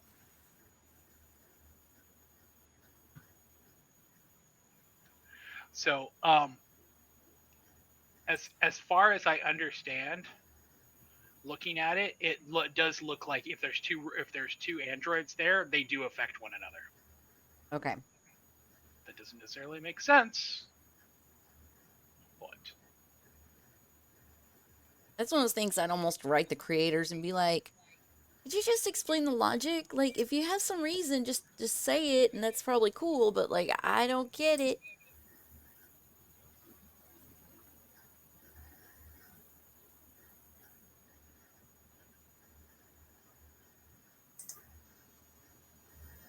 Okay, I see.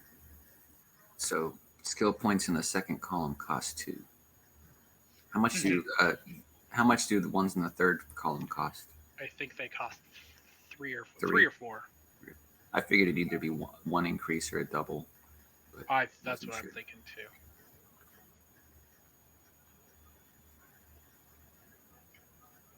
And the skill points roll over, right? So if I use 2 of my 3 points, then it... Yeah, you keep them. Yeah. Okay. Oh, wait. That. Master skills cost 3. Okay.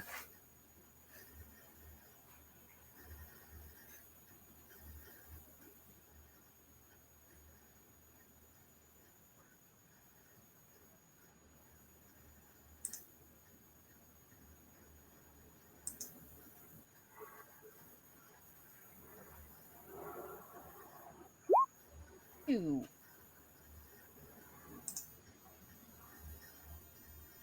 Does an android really need MREs? Oh, okay.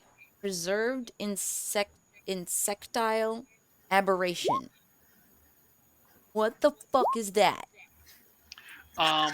So if I was going to, and yeah, I know each of those words separately. So I would assume that it would be something that looks vaguely insect-like, but probably not in the way that it should. That's been basically preserved somehow. So think like overly large insect stinger in amber. Okay. Mutant mosquito. So Mhm. Amber. Okay. you'll get a kick out of this one, Pixie. Okay. I'm doing an android, and my trinket is a bartender certification, expired. You know, the first thing that came to mind. The Isaac Bartender. robot The from bartender from Altered Futurama? Carbon. No, No, Altered oh, that Carbon. guy. Oh, I Yeah, thought you were talking about Oh, the Poe. Isaac bot. Poe. Poe. Yeah. Poe was the first thing that came to mind. My brain went to Futurama on the love boat, the Isaac bot. Okay, well, that's my trinket. Let's see. What's your patch? The Viking skull. I might re-roll that one. I don't know. That one fits an android. I don't know. I don't know that one fits. Now keep in mind, There you go. Cowboy up, cross revolvers. Oh, wow. This is crazy because I say this all the time when I'm playing City of Heroes.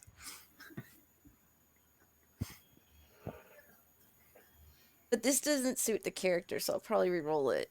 I wish I'd gotten this for like one of my strength characters, but the patch says, "Don't run, you'll only die tired."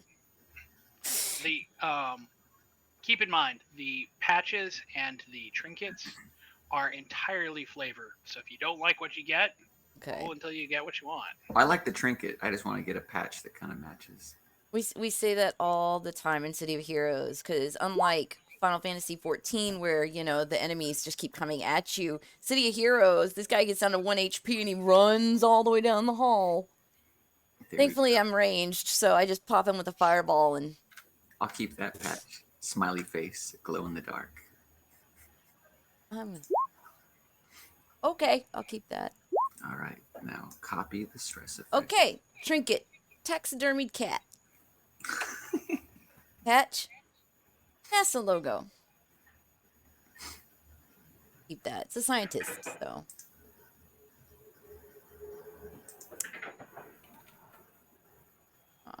I think they seriously edited the trinkets because I'm actually looking at the trinkets in my PDF.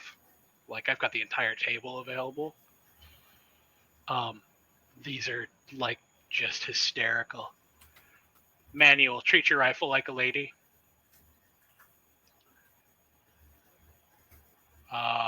Pills, male enhancement, shoddy.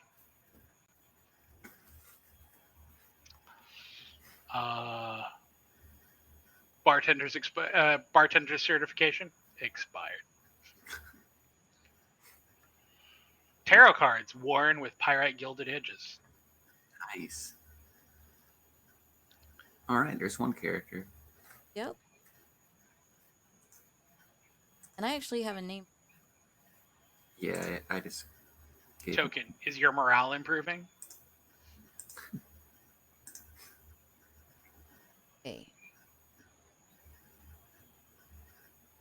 Fuzzy handcuffs. Bingo. Golf club, putter. Ooh. Damn.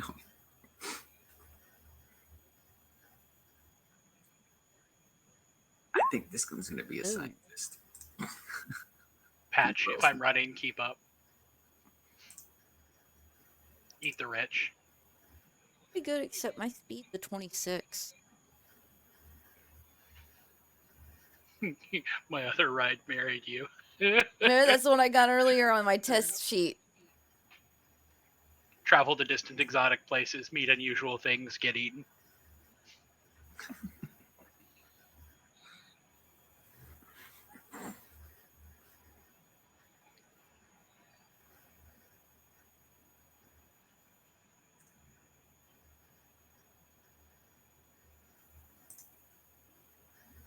I think a Marine want to have some speed. My team.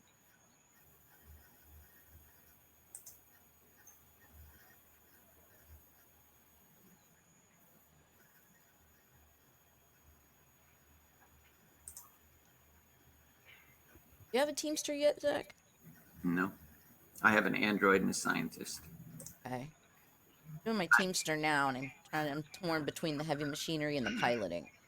I didn't roll very good strength on this one, so I didn't feel like making a Teamster or a Marine. But it couldn't hurt to have multiple pilots, obviously, in case one, you know, head.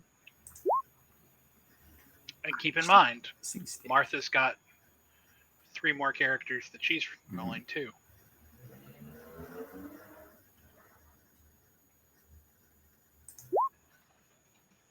Snake whiskey. What is snake whiskey?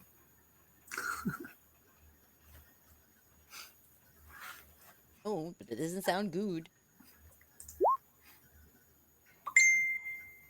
Like,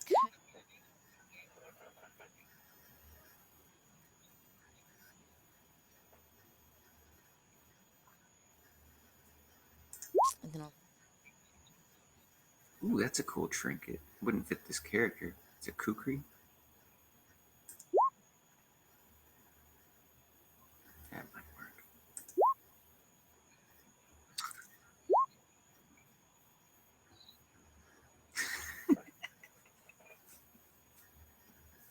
Patch, take my life, please.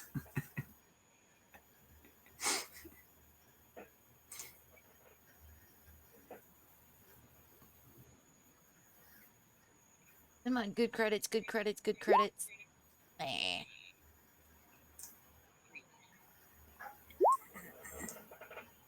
Oh, perfect. Trinket. Necklace of shell casings. Keeping it. Want necklace of human ears? Patch. Number 1 worker. I'll keep it. Keep it.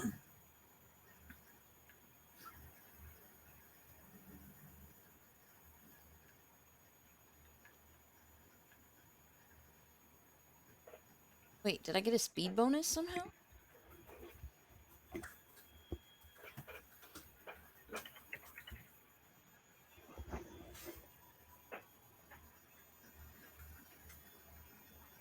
I could have sworn I rolled a 26 on speed.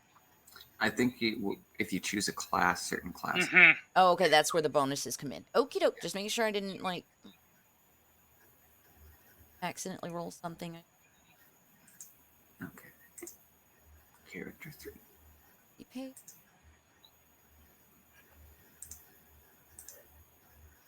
I did not copy paste for that one. Damn it.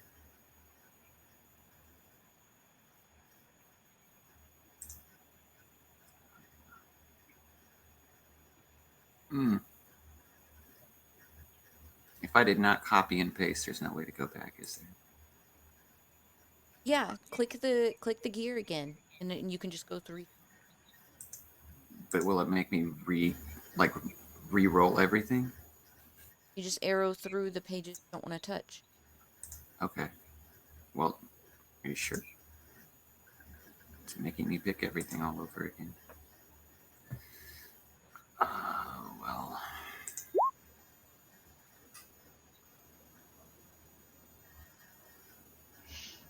Well.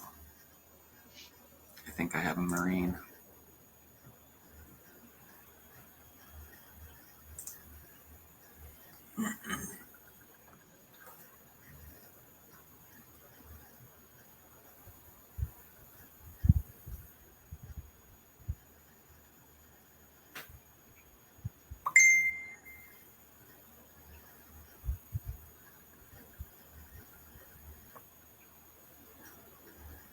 I think of a good name for.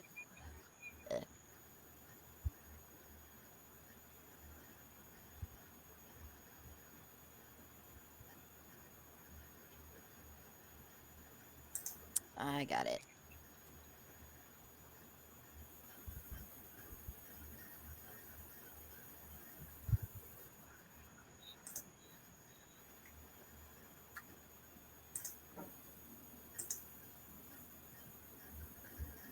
And number 3. How's everybody doing in chat? I have to look up photos.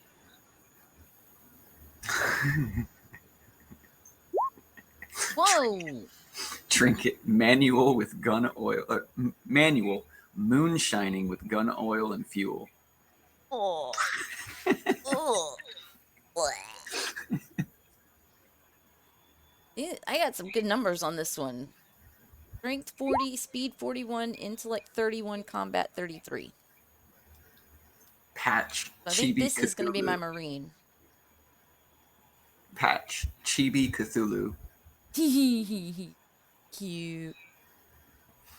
Trauma, we spent the first half of the stream going over the basics of the game and breaking down the character sheet, and now we're spending the time creating our characters. Having a lot of fun. Yeah, I think this will be my Marine.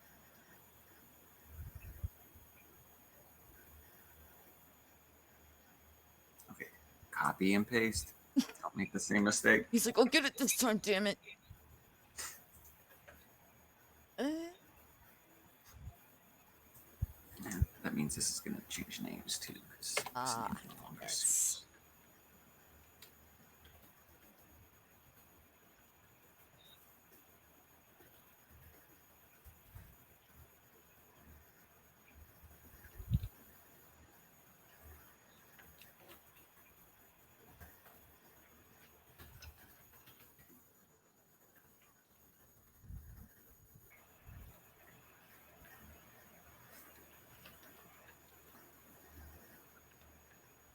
Yeah, I think that. 230. Jeez.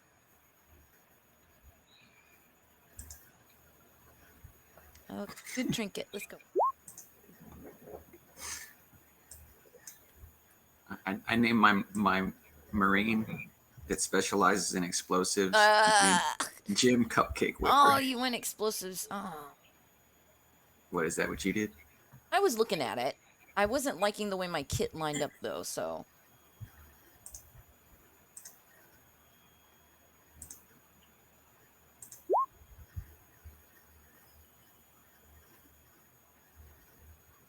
What do you have? Oh, gun. What do you have so far? What do you mean? Classes? Scientist and Teamster, and this is my Marine. Okay. I got super high strength on firearm.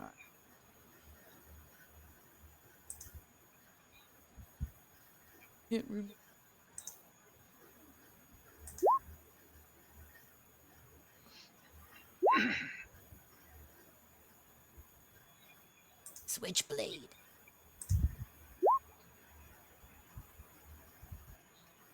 Nope, not a medic.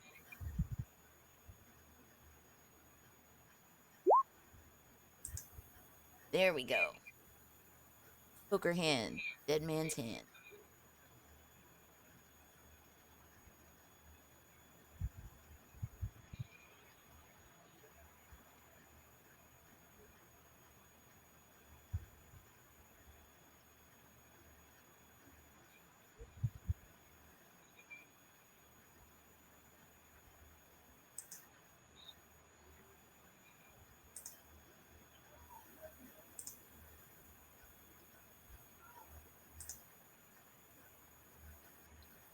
See.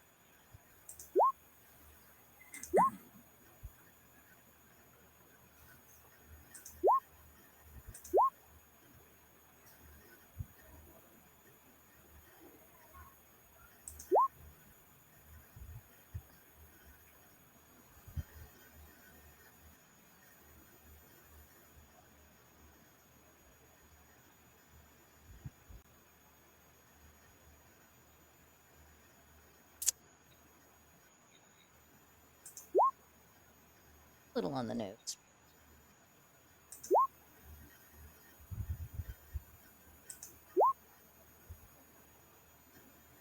Right. Done and done.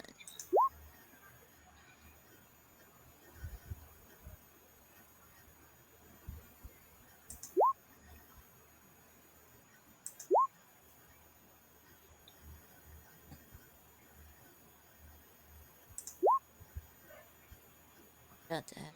Add.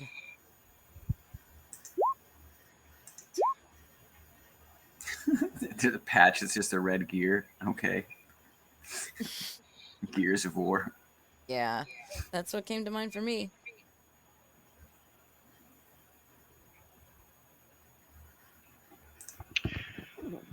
So, have you gotten all of your? I'm just deciding on a name for the last one.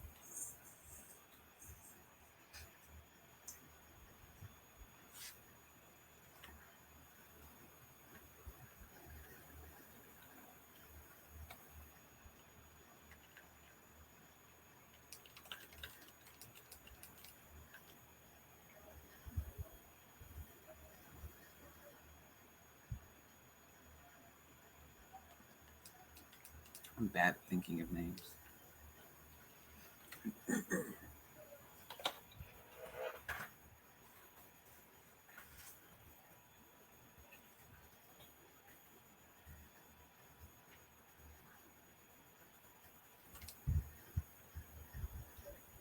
Trauma says go with Griffin Star Chaser.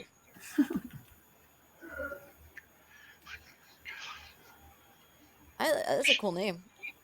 I'm sure you've heard of me, Star Lord. Right?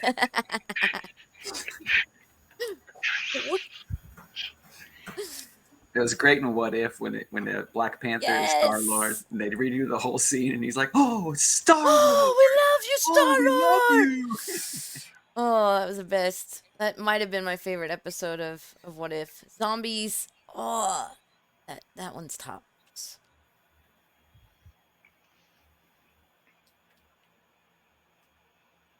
A lot of times the names that I come up with tend to be references to things in media that come to mind. So, like, the doctor I created has hydroponics and biology. We just watched a show called Silent Sea, and the doctor's name was Dr. Song. I was like, oh, okay. I can kind of see where, like, Zack knows what I'm talking about with hydroponics and biology. I'm sure he gets it. Yeah, that was what my Android did too. So, Hydroponics and biology. Oh, Lord. Will be my first in command. so Oh no, I didn't do hydroponics, just biology. Okay. So,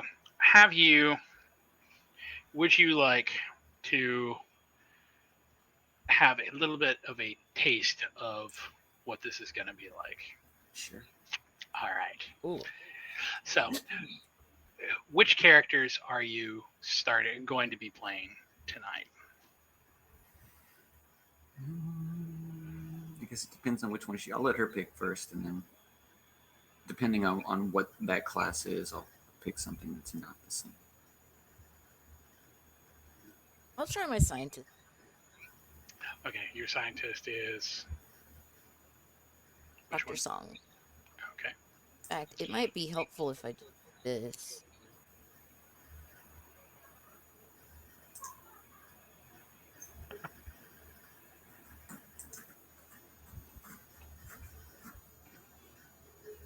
Oh yeah, that would make more sense.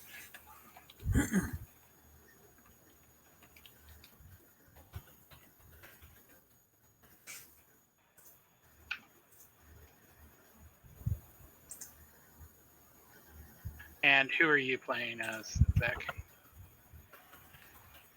I'll try the Teamster tonight. Or I could do Android. Let's do Android. We'll do Edgar.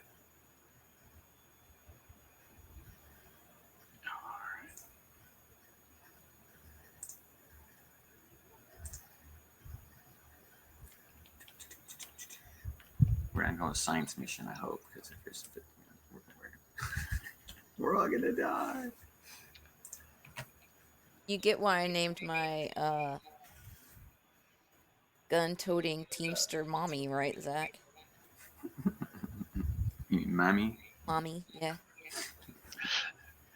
So, let's begin.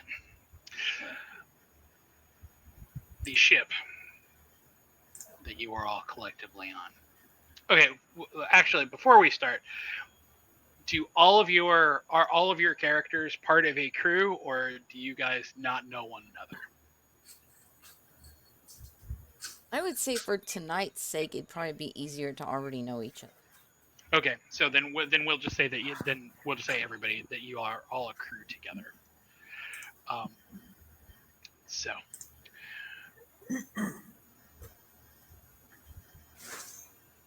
after your last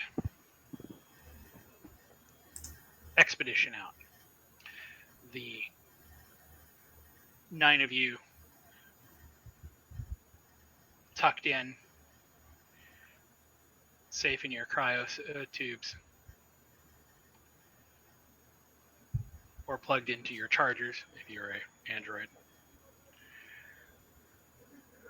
and jettisoned across space, heading, you hoped, for a port where you could get some rest and relaxation, maybe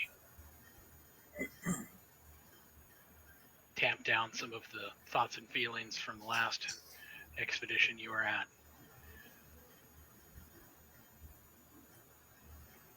When 2 of you are awoken from cryo sleep rather suddenly.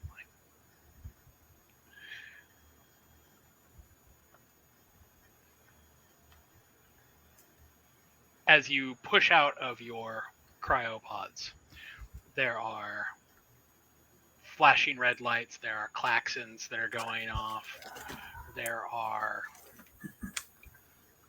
any number of different things that are indicating that there is some sort of problem on board the ship somewhere. Now, this is not your ship. You guys arranged for this transport. So, what do you guys do? Systems check? Hard boot.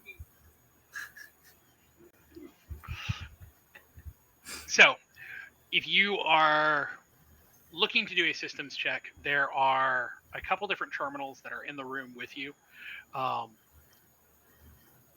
There are also, so on one end of the room, basically behind you, is what leads out to basically the engineering, where all the engines are. You guys are basically in the middle, which is a cargo.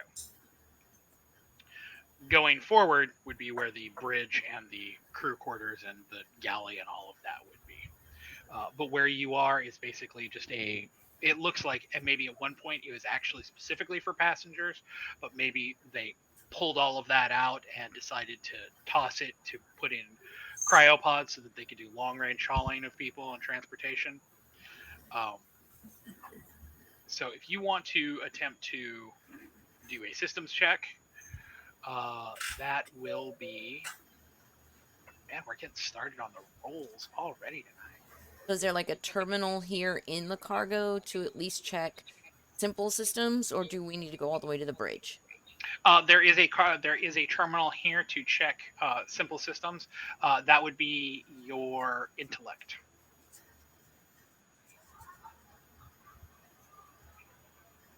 Would it be computers if you had like a computer skill? It would indeed be. So So I failed. you failed. So when you try to access the terminal, the amount of information that you're getting off of it is not particularly coherent. It's saying that you guys are apparently supposed to still be in transit.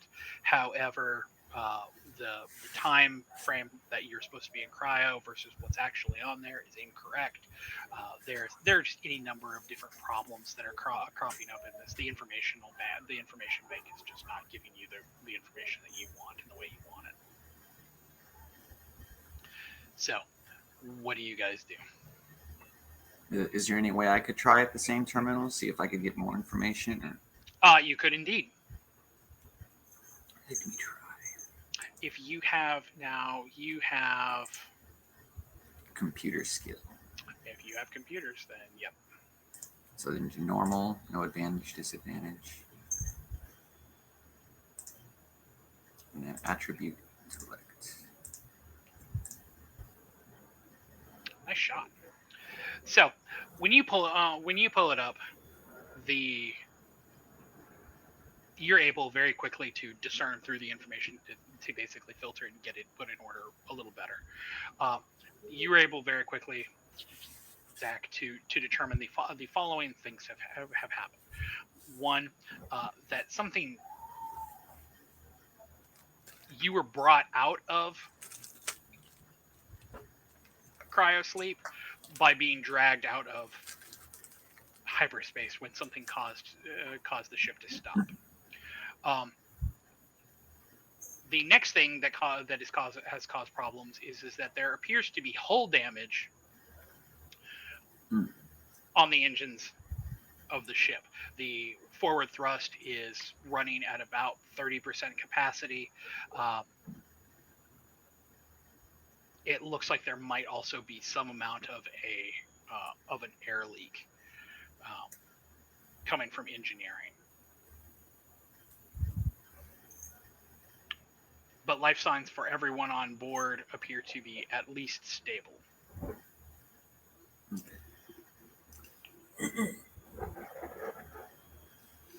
So, with this knowledge, where are you guys going? Well, Can we tell the status of the other pods? All of the rest of the pods, of the other 9 crew members, or the other 9 of you rather, um, are all stable. So I have a suit. should we go wake everyone up?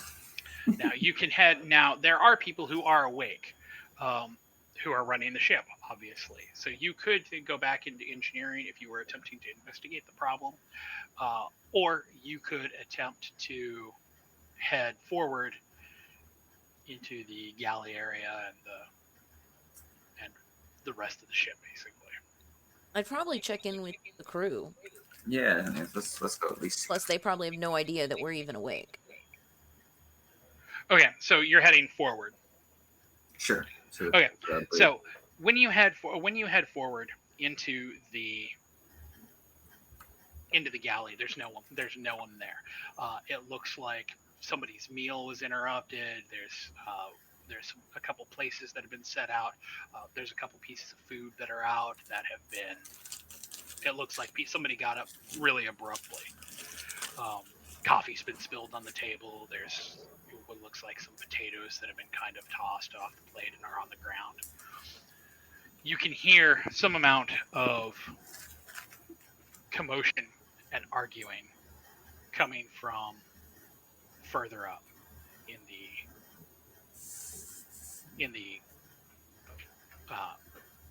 on the bridge. It's about this point when a young woman comes in. She has her head shaved basically down to stubble, with looks like runic tattoos kind of going up the back of her skull.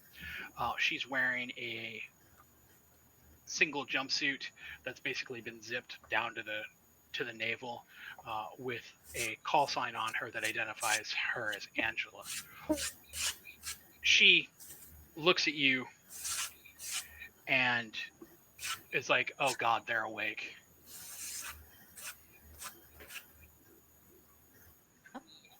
Is there something we should know? She says, "Is everybody awake?" Nah, just me and the android. She goes, "Okay, so I'm not going to cut you any bullshit here because that's what they're trying to do up front, and I can't deal with that fucking bullshit." She goes, "So here is what is going on."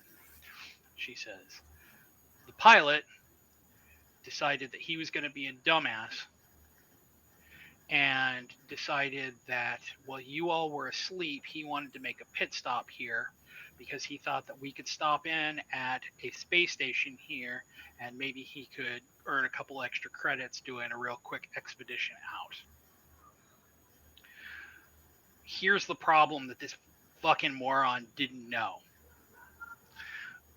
We are now in the middle of a blockade. As soon as we came out of hyperspace unexpectedly, we were literally in the middle of the blockade, and because they didn't know who the fuck we were, they fired on us. Of course. The bigger problem here now is that our engines are fucking fried. He's still thinking that we're just going to be able to stop here and make some repairs and maybe pick up some additional money. We've tried communicating with the blockade, and at this point, they're basically saying there's no way they're letting us out of here. And no one has decided to tell this captain he's unfit for duty. She's like, I think at this point there's more than a couple of us who are about ready to fucking throw this idiot out into space, but... Well, how can we be of help at this point? She goes, I don't know. She's like, the space station is really, really weird in so much as I have checked some of the astro maps here and it's not listed. She says, the other part about it is that there is a second station that is orbiting that space station. And it appears to have other craft that are docked there. Now, we could probably putter our way over there and check it out. But she goes, have you guys looked through the window to see it? Nope. We heard alarms and we came this way. Got up. She goes, you should probably go over and check it out. So, when you go over to the window, you find that you're looking out at this.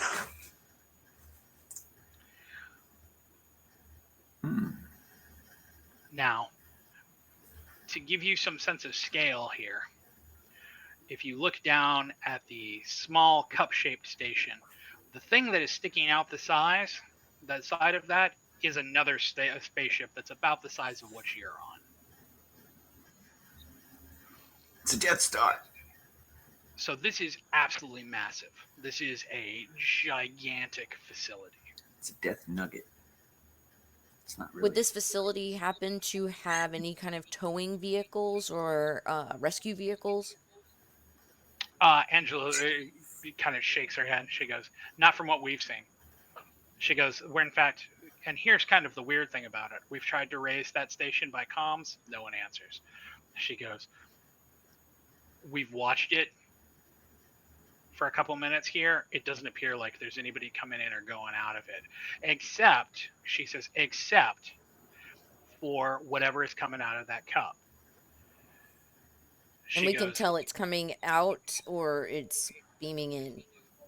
So she says, so that it's a bad angle from here, but when we were a little bit off center of it, we could actually see into the cup. Inside of that there are a couple other ships. It looks like they're crudely docked along the inside of that. Okay. She says, we have seen basically small shuttle cruisers.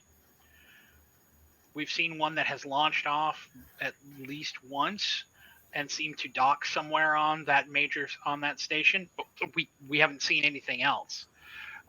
We do have a radio frequency for that smaller station. They've been talking with them up at the bridge, but you're going to need to talk with them in order to figure out what the fuck's going on here. She goes, I can't be up there anymore. If I have to sit there and listen to him one more fucking minute, I'm going to punch him. Have we tried to reach out on comms to whoever's holding up this blockade? Mm-hmm. She says, yep, they flagged us on comms. And we weren't able to explain the situation? They don't care. So they're not letting us through? They said they've heard it all. And do we have any idea who these people are? Like, from the region, or pirates, or... She says no. They sound official. This doesn't sound like it's some sort of pirating operation. They addressed us on the proper channels. Gotcha. They sound like they're either military or some sort of government or some sort of coalition of. She goes, I don't fucking care. She goes, but they don't appear to they don't appear to mean us any harm. They've said that basically as long as we stay where we are and don't attempt to exit the blockade, then they're not going to open fire on us anymore. But they've let us know that if we try to exit the blockade, then. And this station is within the blockade, within our reach, or we would have to extend beyond the blockade to get to the station? No, this the block. She nods out the window. She goes, the blockade appears to be of the station. I'm sorry for the misunderstanding. I mean, from what you're describing to me, we obviously aren't in a position to just repair and warp out of here. But I am hesitant to check out this facility, except that I don't know, I'm just getting bad feelings. Like, this doesn't bode well. And Angela kind of shrugs and she goes, I'm right there with you. But seeing as how dumbass she got us shot out of the fucking stars, she says, I think that there's some sort of discussion of us docking up at that smaller station to attempt to at least see what we can do for repairs. She says, I'm sure that if we had access to the facilities that were on board the major space station, that we could probably get the ship repaired. But the combination of the issues that we're having here is that we need to both get repaired and figure out a way around the blockade. Well, one is more immediate than the other. Is there anything we can do to temporarily repair? She says we're running at about 30% thrust capacity right now, which means we can basically putter. So, I'm guessing it's at the point where we talk to the captain of this ship, and maybe, try to convince him of a certain path. I mean, the first order of business is repairs no matter what. So if repairs mean going to the satellite station. Because without repairs, we're stuck in the water. But she's saying that the station is behind the blockade, right? Like we have No. We're within the blockade is of the station is protecting. Okay, so we're okay. It. Okay, well then, yeah. I mean, if we can get to it, then I'd say that's probably our only bet. Best probability. So you head up to the bridge. Yeah. Sure. When you head up, Angela shakes her head at you and gives you a good luck. As you head up there, there are two things that you notice. One is that there is to say it's a discussion would be giving too much credit to one side. It's a one-sided screaming match. The other thing is the smell of alcohol. It smells like rot gut moonshine. It smells like somebody has been drinking heavily up here for a long time. And it's pretty obvious once you get up there who it is. The captain, he's a slightly overweight, elderly gentleman. He seemed like he was kind of cordial when you last saw him. In this particular case, he looks like a drunken idiot. He is leaned over the console and he is just bellowing, being like, you fucking cunt, you're gonna let me fucking out of here, or I swear to God, when I fucking get my shit back together. The voice that cuts him off is cold, hard. She says, sir, you're not leaving. She says, you can stay where you are. You can attempt to head over to the bell to attempt to do to get repairs and attempt to figure out what you and your crew are going to do. She says, but if you come near any of our ships, we have authorized force to blow you out of the stars.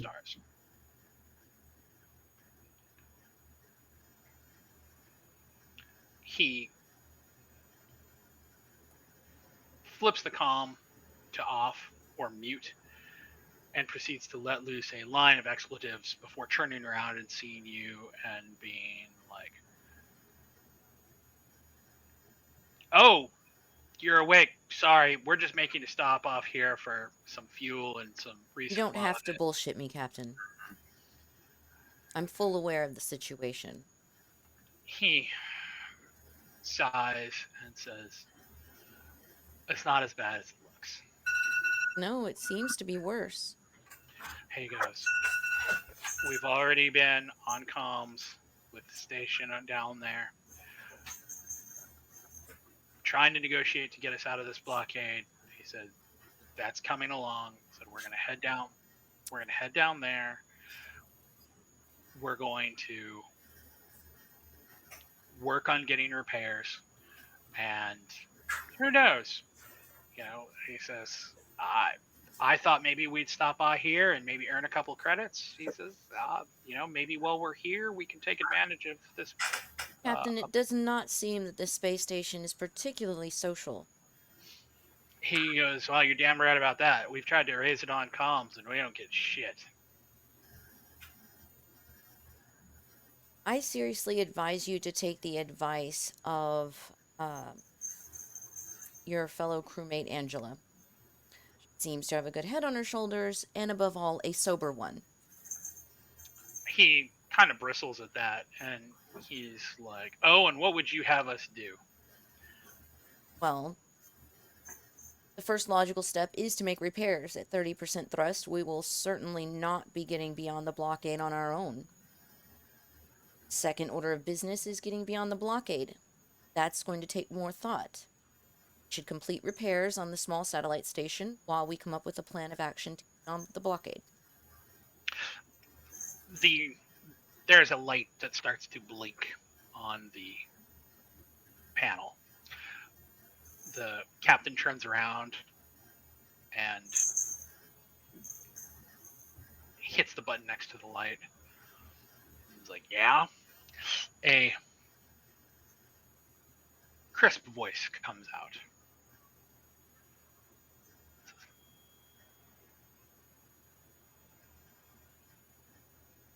"Do you still need some time to discuss among your people, or are you ready to be brought in?"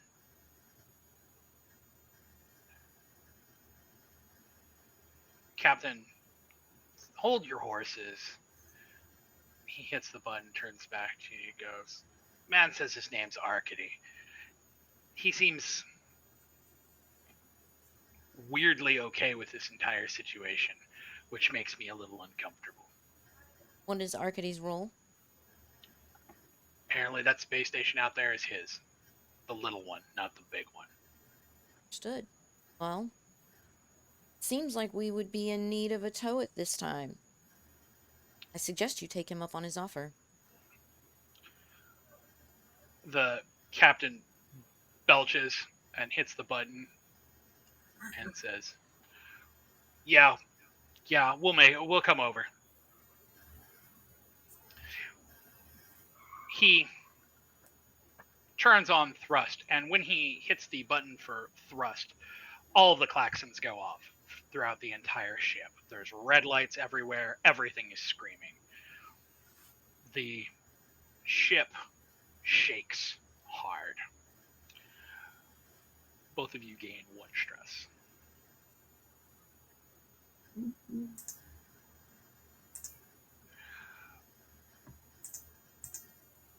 If I examine the consoles, do I see anything that I would observe to be helpful in the situation? I'm guessing that the captain being inebriated, maybe he's not seeing certain things that might make this journey a little easier. Uh, you can roll. What skills do you have? Roll your intellect.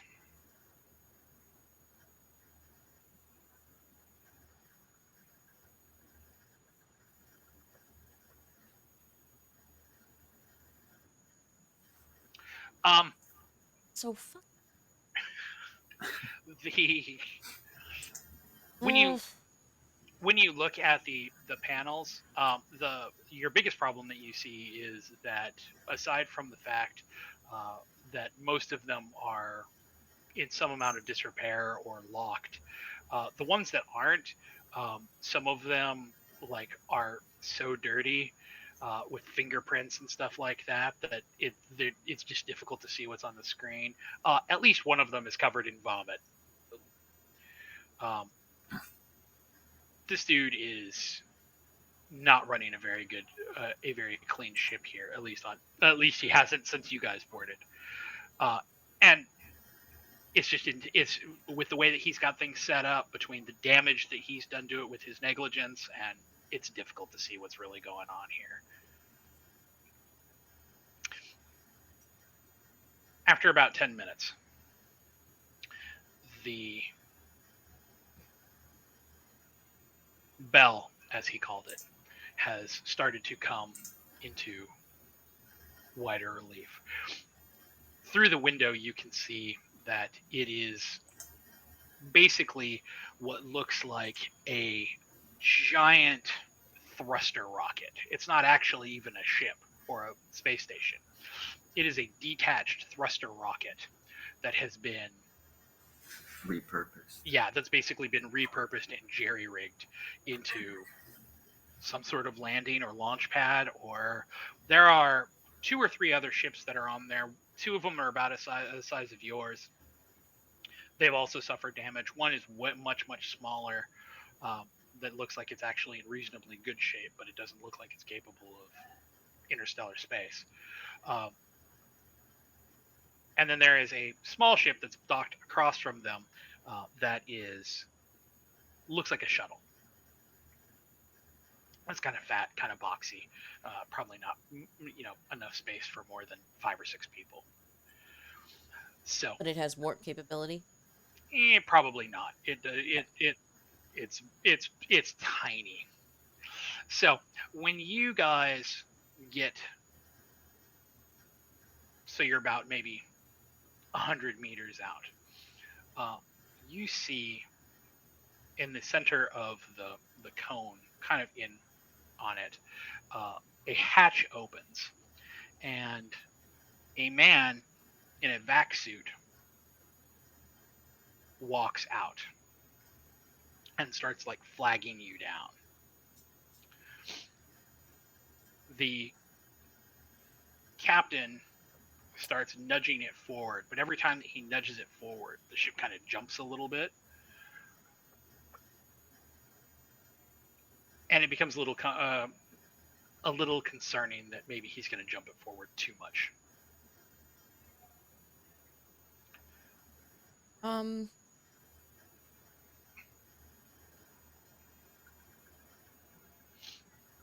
So what do you? I'm wondering if suggesting that my android friend take over. She's still in cryo. No, you. Oh, me? I don't. Oh, as far as piloting? Just in the sense that, like, you might have a better handle on the controls rather than this drunk ass.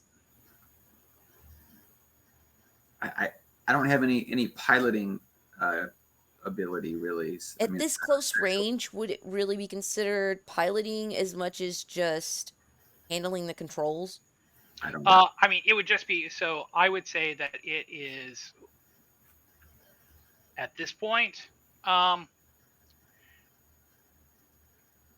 you could probably, using your mathematics skill or your computer skill, either one, you could probably take a reasonable shot at trying to stop this jumpiness. Okay. No, I'll tell him to buck on out. He kind of looks at you, and he spits, and he's like, fucking robot's gonna take all of our jobs one day, and he kind of walks off the bridge. Yes, and robots don't get drunk.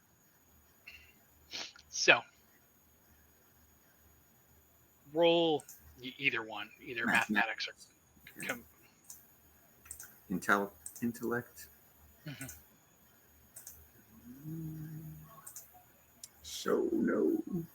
So you,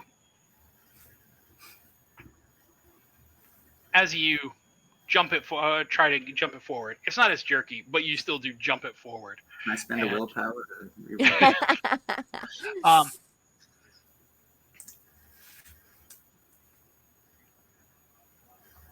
as you jump it forward, the man in the vac suit waves his arms and is like trying to tell you to back off as you get close. You don't end up hitting the side of the bell, but it is uncomfortably close and requires that you actually back Adjust, it out. back it up. Back it out a little bit and come back. As you back it out, he jumps onto the front and waves at you through the windshield. He looks like he's a thin, reedy man through his helmet. He starts to walk along the side, and you realize that what he's actually got that is attached, that he's holding, is the docking umbilical. Okay. That should help our life system. So when he pulls you, when you guys kind of pull up, he throws a rope and tethers you to the side of the bell, and then attaches the umbilical to the door. Looking out the window of the door, or looking from the bridge, you see that it is basically a piece of super flexible plastic with a ladder or handholds that go up through it. That basically takes you into the opening space. So,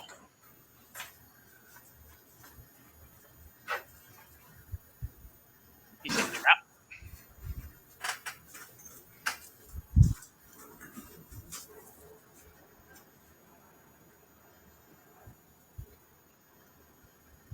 Did the new map come up for you guys? Yeah. Good. Okay. Now I need the key. Now I need the map key. I did put in the handouts there is a key in there that tells you what each of the. That's right. I noticed that, and once I saw this map, I was like, "Oh, now I need the map key. I gotta pull that up." Oh.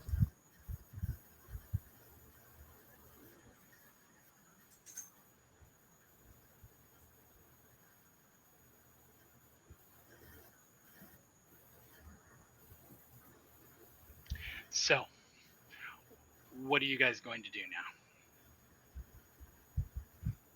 now? I guess we go through the airlock, right? Mm-hmm. Yeah. Put my vac suit on first. So you don't.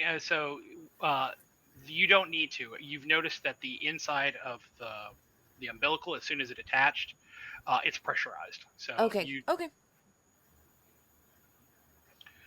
So, you guys, are you guys exiting out? I would want to get on comms and let everyone just make a general statement that we have docked, and anyone that would, any of the crew that would like to meet us at the airlock, we plan on going over.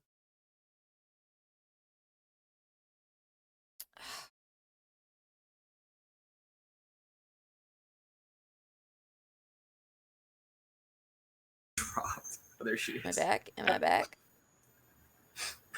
You were still talking there for a little bit after you dropped, so it's like I don't know if she Sometimes knows you she guys sit dropped. so still.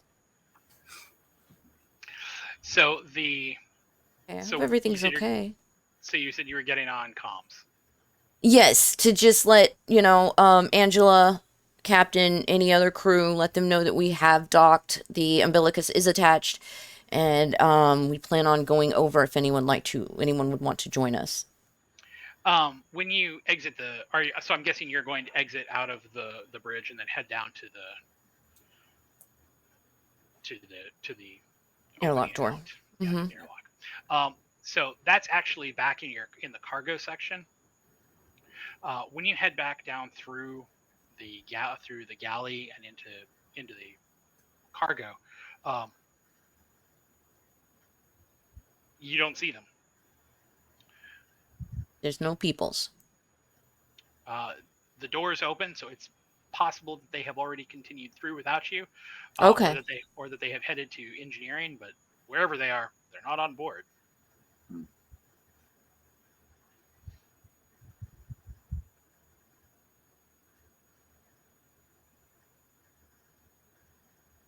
So like, no one's on board. Well, wait, yeah. So you said they could be in engineering, but then that they're not on board. Like, You haven't been back to engineering, so you don't know. But they certainly have not been in any of the places that you have been so far. Okay. well, Edgar, do you think we should at least do a walkthrough before we head out? In case something has happened and someone's incapacitated. Couldn't hurt. Yeah, I'd probably just try to do a quick, kind of search of the I guess largest areas, engineering, if there's like living quarters, anything like that, the major areas.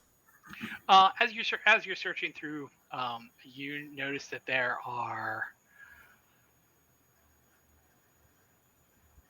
at least 2 other bunks that look like they've been occupied, aside from Angela's and the captain's. But as you search through the ship, there's no sign. Even when you go back by the galley, there still were only two settings there.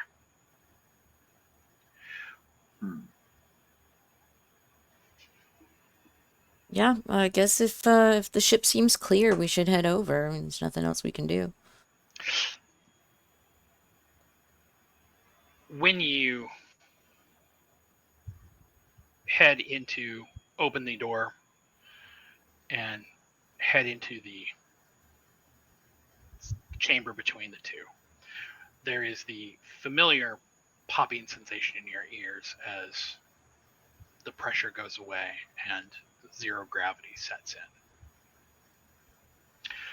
The ladder inside of the umbilical is much less of a ladder and more of just handholds. And in some cases, it's literally looks like steel rings or oversized seals that have been duct taped or manually sealed or sewn onto the side of the umbilical as you are floating, using them to pull yourself through. When you get into the next section, gravity doesn't set in. It is 0G here.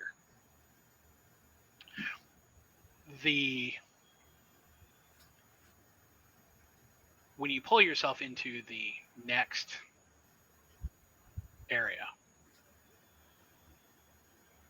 it's been a long time since I've done this, so 1 second. I just want to make sure that this works. Yeah, just like this. That work? You guys see that? Mm-hmm. So this is when you guys get in here and you kind of float in. You realize that this is a ship unto itself. That this is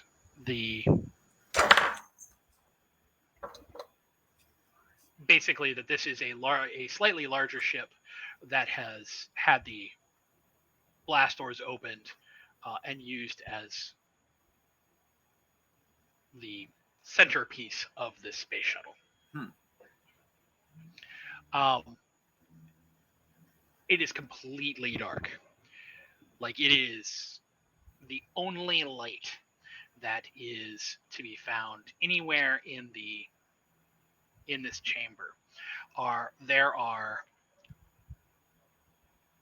tiny LEDs that are like made to look like candles that are just floating.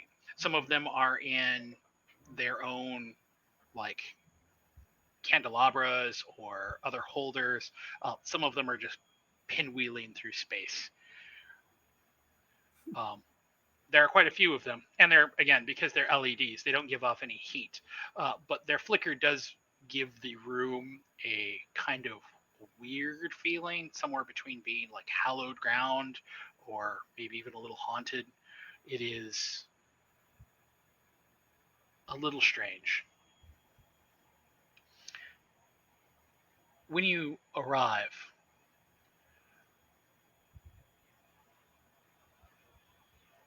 you see a man, he's got to be Arkady, who is climbing out of his vac suit. He wears basically the vac suit around his waist, wearing kind of like a wife beater on his upper torso. He's older. He looks like he's maybe his late 50s, early 60s. His arms are covered in scars. Looks like not combat scars, but like work scars. Mm. He is, but when he sees you, he gives kind of a satisfied smile, and he goes, "Well, another one docked." That sounds foreboding. He goes, he goes, I'm sorry. He goes, that's not what I mean. He goes, we get uh, a lot of visitors out here, and he goes, unfortunately, this is kind of the last stop on their way out, as it is. And what is your association to the blockade? Oh, I don't have any association with the blockade. I'm just as stuck in here as anybody else. I just don't try to leave. Has anyone successfully made it? He says, couple. He goes, we had a crew of people who, they jetted in kind of similar to you, and exiting their drive right in the middle of the blockade. They just got lucky enough that they put the station between them and some of the people who are in the blockade. So before they could do anything, they just started their thrusters right back up and they jumped out of here. Yes, and go ahead. He said there's been a couple others who have managed to sneak off, although I don't necessarily recommend that. He goes, there's a couple people who've bought their way out, who've managed to pay the fees to get past the blockade. He said, but he goes, if you've got that kind of money, I don't know why you give it up.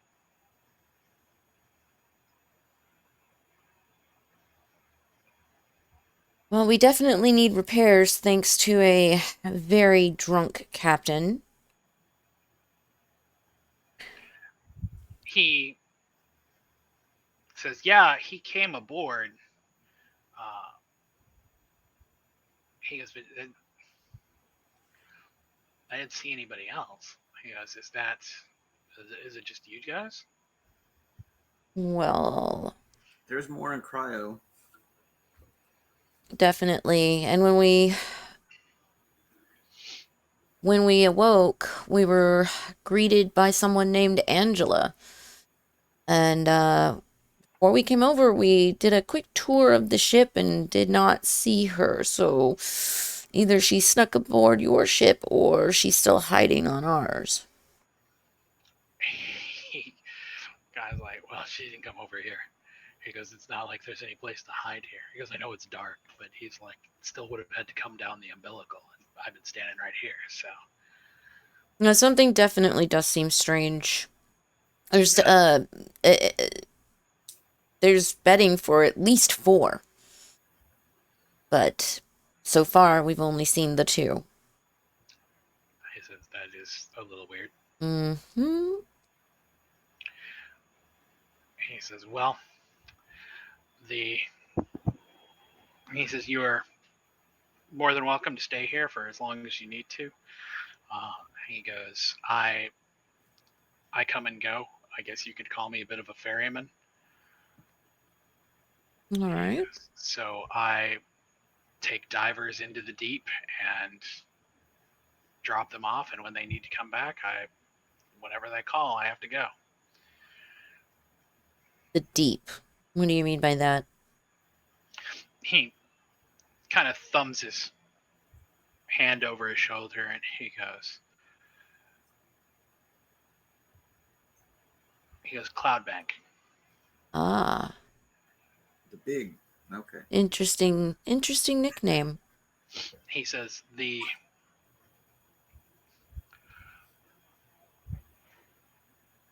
there's a lot of stuff on there. There's a lot of incredibly rare things that can be found. There's a lot of information. He goes, there is a veritable treasure trove of things on there that would make you rich beyond your wildest dreams. He says,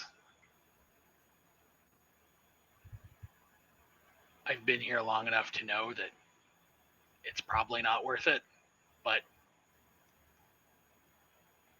he goes, people keep coming here. Well, it better be good enough for our drunken, slovenly, just idiotic captain to stop here, because he acts like he's on the search for the Ark of the fucking Covenant. So it was good enough to bring us out of warp in the middle of a war zone to get our asses blasted, and now we're sitting here and he runs aboard way before we do. Now, if he wants to go over there and get himself killed, by all means.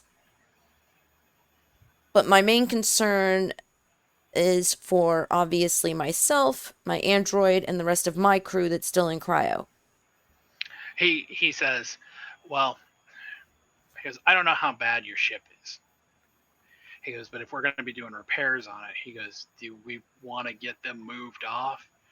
He goes, I've got a place for you guys to, he goes, I don't know exactly how you'd want to do it. He goes, I guess we could take the cryopods out and just kind of stack them like firewood in storage.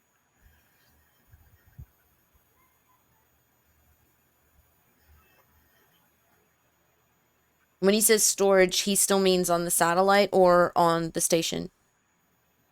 He seems to be talking about here on this little satellite here. Okay. As you're looking around, it's pretty obvious. Two things are pretty obvious. One, this is as jury-rigged as it could possibly get. This is pieces of ships, pieces of other, parts of cargo ships. It is as soldered and bolted together as you could possibly imagine. It also feels pretty solid, and it feels like somebody has spent enough time here working on it that it's certainly at this point more secure than your ship is. Yep, that's for sure. I don't know about stacking everybody up in storage. Like, I'm kind of half tempted to wake them. He goes, if you want to do that, we can get them set up. He goes, I'm sure you saw a couple. So he goes, normally it's just me and Noriko, and there's another guy who kind of creeps around here sometimes, but you'll run into him, I'm sure. He goes, but we have a section for guests.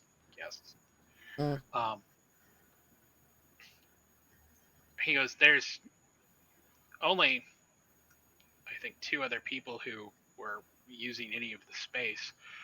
They're currently down in the deep, so he goes, I'm still waiting on calls from. He kind of closes one eye and thinks about it. He goes, yeah, well, he goes, it's been a day or 2. We'll see. You don't sound very optimistic.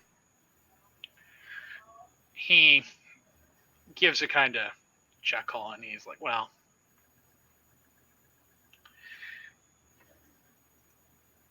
is it sometimes people come back? Sometimes the people who come back are not the people who left. He goes, and sometimes the people who come back go back because they don't ever want to leave. Odd. Edgar, what do you think is the better situation? Keep everybody in cryo for now until we have better prospects with the ship, or go ahead and wake everyone? I don't know. I'm just trying to. I mean, thinking if you were in cryo and this were happening, would you rather stay in cryo or be awake to kind of have a decision of what's going on, knowing that everything that was supposed to happen with this transport has not happened. I agree that's solid logic. Yeah, I would agree to go ahead and wake up the rest of our crew at this point. Okay, so are you going to head back down the umbilical, the pair of you, to start waking people up? Sure. And all the while kind of keeping an eye out for Angela. And any other crew. Yes. Or any signs, like, obviously open ventilation shafts where somebody's, like, scampered in, keeping an eye for those kind of clues. So when you head back down the umbilical, you start going through the systems, start turning the cryo off, starting to shuffle people out. While you're in cargo, it's just you guys as you're quickly getting people moved out, getting people shuffled through.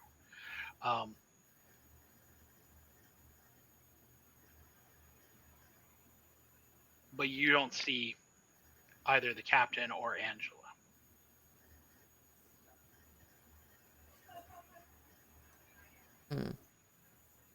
Interesting. Well, the captain, he said, already went in. He said. Well.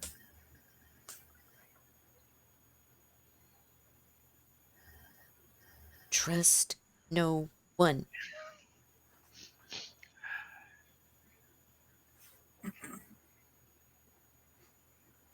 So,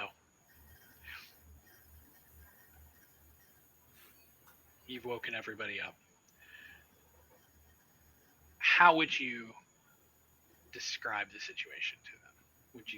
Would you bombard them with all the information? Would you tell them everything? Would you try to I don't know that I'd necessarily tell them that the captain was drunk. We're just doing the facts. Only because I'm pretty sure some of them are going to retaliate against the captain, and right now he's the only one that can fly the fucking ship that we know of. So, no, yeah, I would just keep it to the bare minimum until, as we go along, questions are asked and it's a need-to-know basis. But I would at least, give them, the why we're awake. Obviously, we dropped out of warp. We were fired upon. The ship has taken damage. We've been picked up by a small satellite that's going to hopefully help us with repairs. I open the floor to questions. Most people are kind of too hungover from cryo and are only too happy to basically go through the umbilical and head to wherever they think is any sort of bunk or anything like that. So as they head through and leave you guys there, leaving you two as the last ones on your ship, what do you guys do? Are you guys gonna follow them back up? Are you gonna lock, at least close the door? You're just gonna leave it there with the umbilical hanging on? What are you guys gonna do? Can we unlock the door if we lock it? I mean, do we have the keys to the ship? I mean, if the captain just up and left, it'd be control pads and stuff. Mm-hmm. So you being an android, you'd be able to access those systems especially. But yeah, anybody that I guess rolls high enough.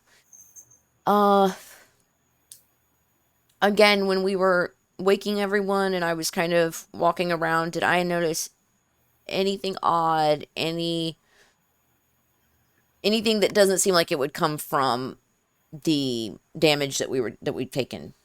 So did you head into engineering, or did you stay only in the cargo area? I don't think Well, we've been to engineering at least once. I don't think you've ever told me you went into engineering. Before we went over to the umbilicus, I said we took a walk through to see if we could find the captain and Angela and anyone Okay. else. Okay, so then here is information that you would have having gone into engineering. Okay. Two things that you would have noticed. One, 2 out of the 3 engines are completely shredded from fire. The only thing that didn't keep the entire thing from going up in flames is the fact that the onboard helio systems basically kicked all of the oxygen in engineering right out the fucking gate. And then it's sealed up with a foam plastic, which you can hear leaking. There's definitely a leak in engineering somewhere.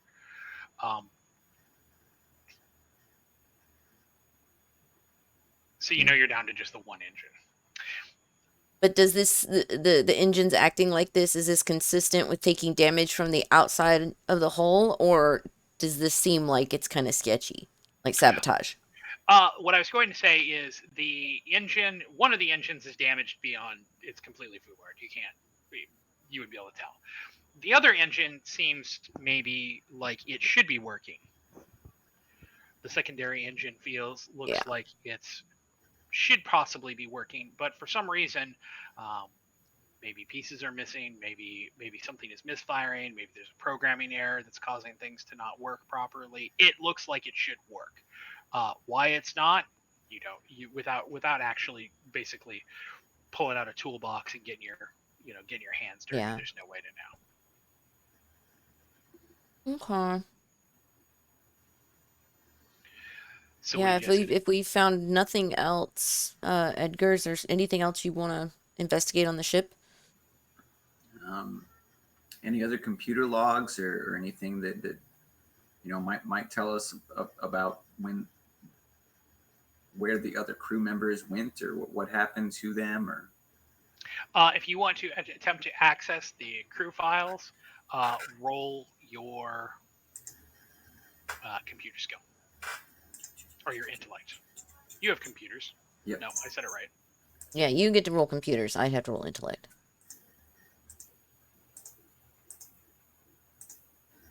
Oof. Damn. No, when you get to the crew files, the personnel files, they're locked to you. That's with the 55 too, twice in a row. Damn you. One last thing. I think I'd want to kind of rifle through the living quarters a little bit. You said that there were signs of 4 people living there. Maybe look for personal effects, name badges, photographs.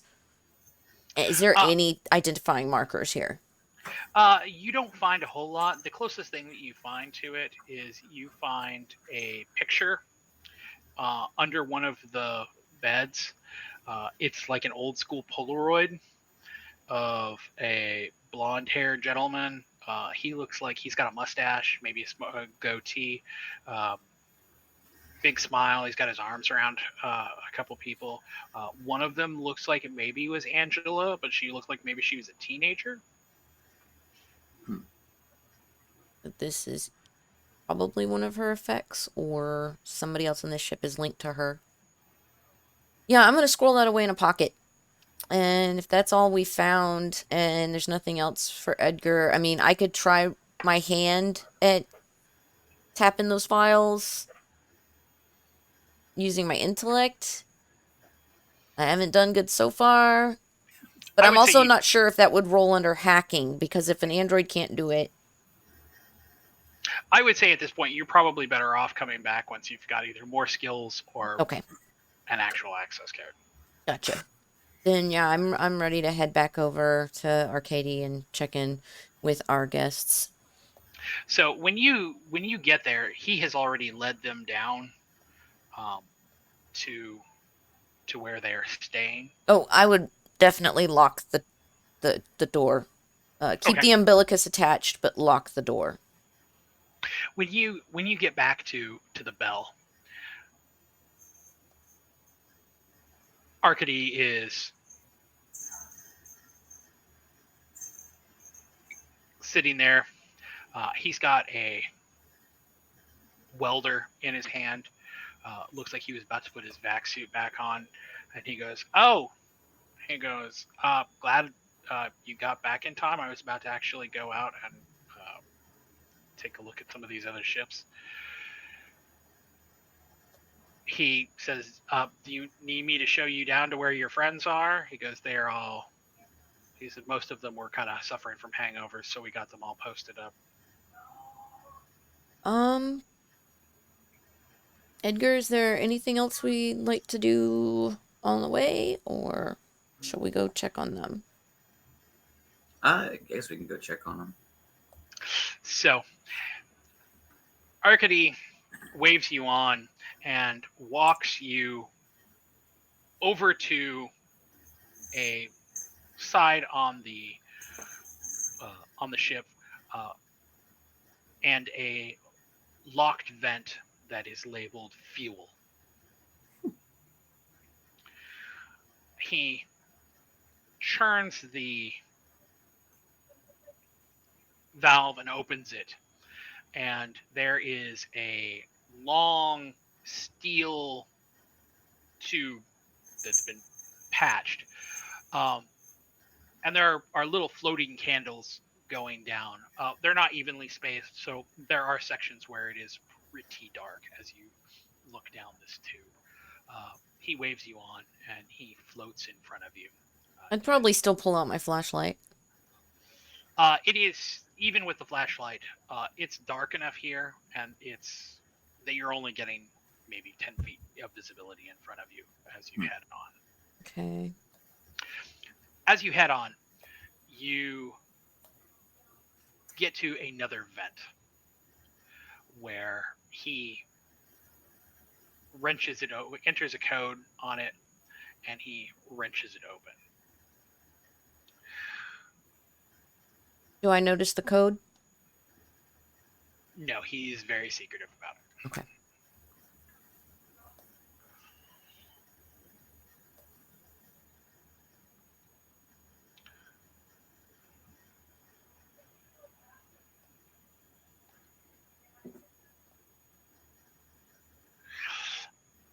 When you get to this and he opens it for you, he takes you into another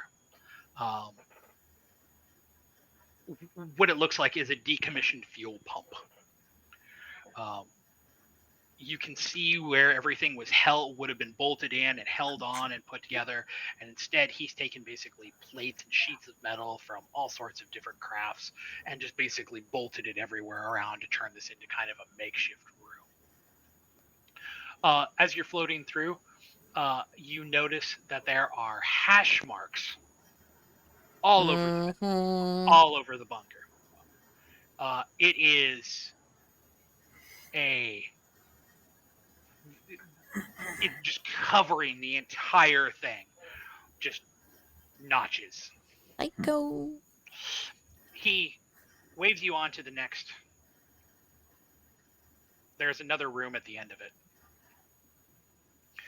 He opens that and leads you down a much, much smaller ventilation shaft. It is very, very narrow. You kind of have to scoot your way through it as you're going. You can feel like it's maybe double layered, like as you're scooting your way along the rubber.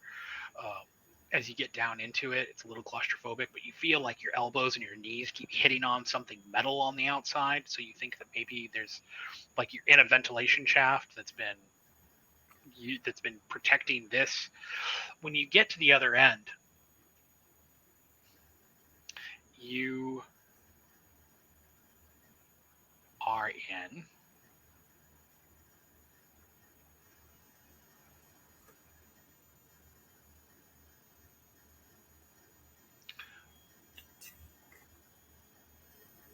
it is, when you get into it, it is you can smell it. It's a fuel tank. It's an old school fuel tank. It is enormous. Like, there is a bit of an echo in here, and there are those floating candles that are just kind of floating through, interspersed everywhere. But at the very end of it, you see your crewmates. They have basically formed kind of a makeshift camp at the end of it. Everything here again is 0G. So as you're Okay. floating through, they've basically used belts or tie-offs, duct tape, whatever they can, to secure themselves. Some of them have passed right the fuck back out, and it is somewhat amusing that they basically floated into the bottom of this fuel tank, and then like got a bedroll, like laid it out, and then basically handcuffed the bedroll to something, so they're just kind of floating in the breeze there. Some of them have made themselves a little more secure. There's a couple others that have actually haven't gone back to bed yet. They're just hanging out, using flashlights or comm lights or whatever to illuminate themselves. But even between all of them, this tank is so large that it takes you a couple minutes of floating to get to them. And then once you get there, you can only barely see the other end of the tank where you came from. The entire thing, again, smells like old fuel. You also notice that there are, not near your crew's kind of minor encampment, but near, maybe a couple minutes away if you floated, that there appear to be other bedrolls there and people's personal effects that have been left there. You think that they're probably the effects of the people who Went to the deep. who have gone into the deep.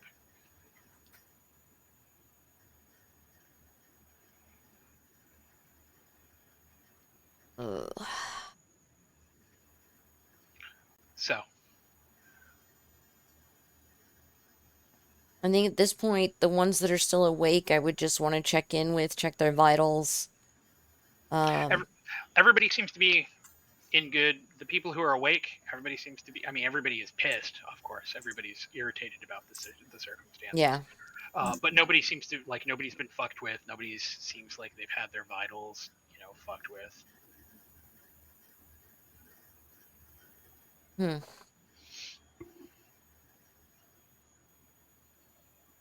And worth mentioning, Arcady did not lock the way out. Okay. Hmm. So we can come and go. Yep. Something can come and go. Might not be us. If I was one of my other characters, I'd offer to help fix the ship. Yeah. This is my doctor, so I'm trying to figure out what role I have in this moment. Yeah, I think my teamster picked the jury rigging, which would help a little bit, maybe. But no, she didn't. No, I didn't. Mine did. Fine. Now, you also know that there were a couple other doors out of the main ship That's true. that you could have gone and investigated. So is Arcady just kind of ditched us and left, or is he still here? he basically, once he saw you into the tank, he went back. Now, did he go just back into his bunk, or did he head all the way back to the Acheron? You have no idea.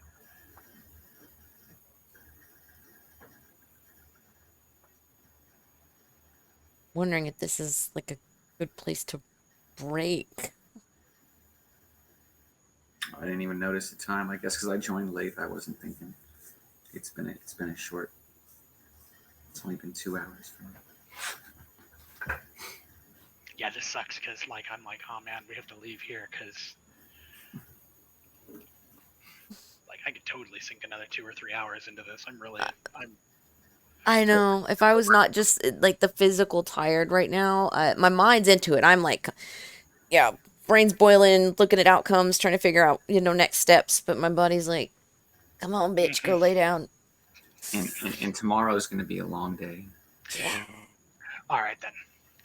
We're gonna go watch Doctor Strange while the kiddo's in school. You'll have to tell me how it is. I haven't had the opportunity.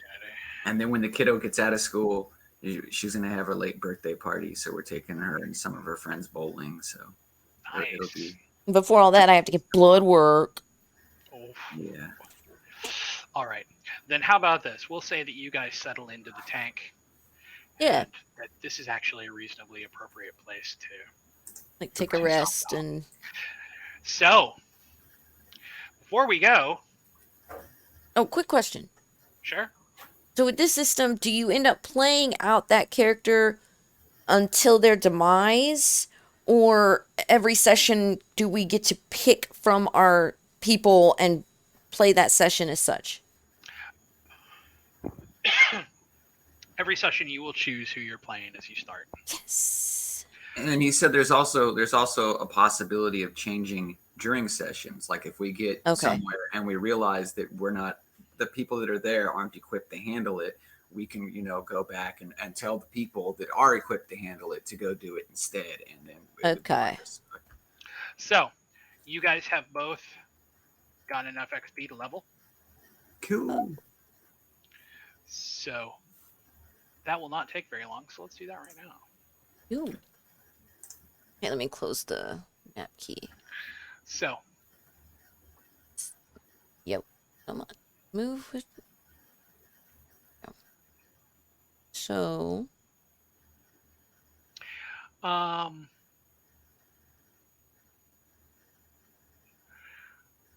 does that do? So, pick one major improvement. You can either improve one stat by 5 and another by 3, or 2 saves by 4 each.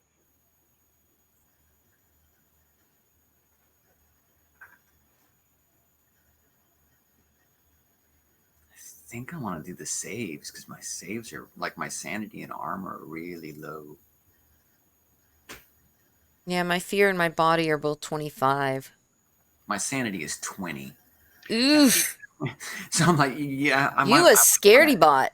So I'll make that one 24. You're like that robot in Futurama. Every time he gets scared, he just boom, blows up. Yeah, I think I'm going to do the 4 and 4 on my fear and body. Okay. Yeah, you want me to do it for 4 you? I did it on mine. I put 4 in sanity and 4 in armor. So just make it 29? Yeah, you change both of them to 29. Okay. Pick one minor improvement. You can gain 1 resolve, and we'll go into what resolve does later. You can remove 1 phobia or addiction. Neither of you have those. Or you can heal all of your stress.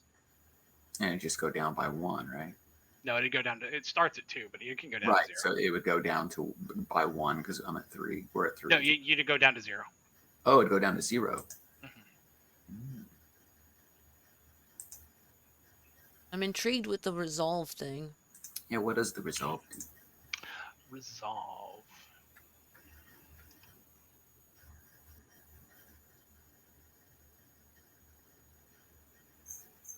Resolve is your ability to cope or ignore with your accumulated stress. Every point of resolve you have provides -1 to all rolls on the panic effect table. If resolve brings your panic effect total to 1 or less, there is no effect and you didn't panic. Oh, okay. Yeah, I'll put the resolve. You start with 0 and can gain up to a maximum of 5. Nice. Okay. Yeah, resolve sounds good. Okay, so you're both going to put 1 in resolve. Okay, I'll do that for you. Okay. And the last thing is gain 2 skill points. Mm-hmm. That puts me at 3.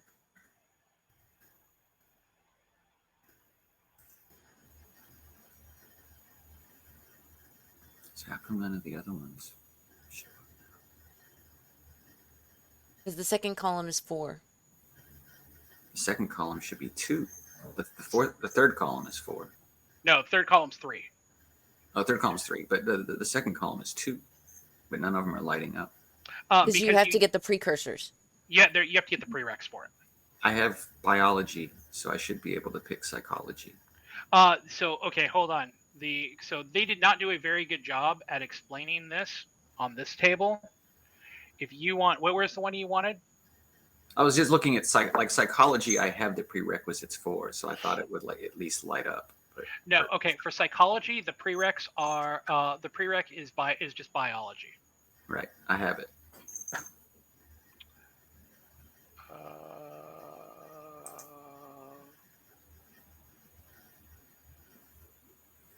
That's really weird. Why will it not let you?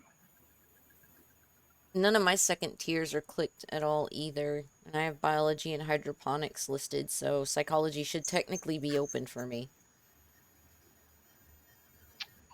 1 second. I'm gonna uncheck biology and recheck it. Oh, there it goes. If it's not coming up, just uncheck it and recheck it. Okay. Okay. Ooh, what is the precursor for pathology? First aid. Okay. So I'd have to put one first aid first. Oh, that's weird. If you uncheck and check, it only highlights the ones for that one. And if you uncheck and check another one, those ones that were previously highlighted go away. It's not perfect. It's great. It's not perfect. Yeah, I think I'm going to do pathology. Just know that.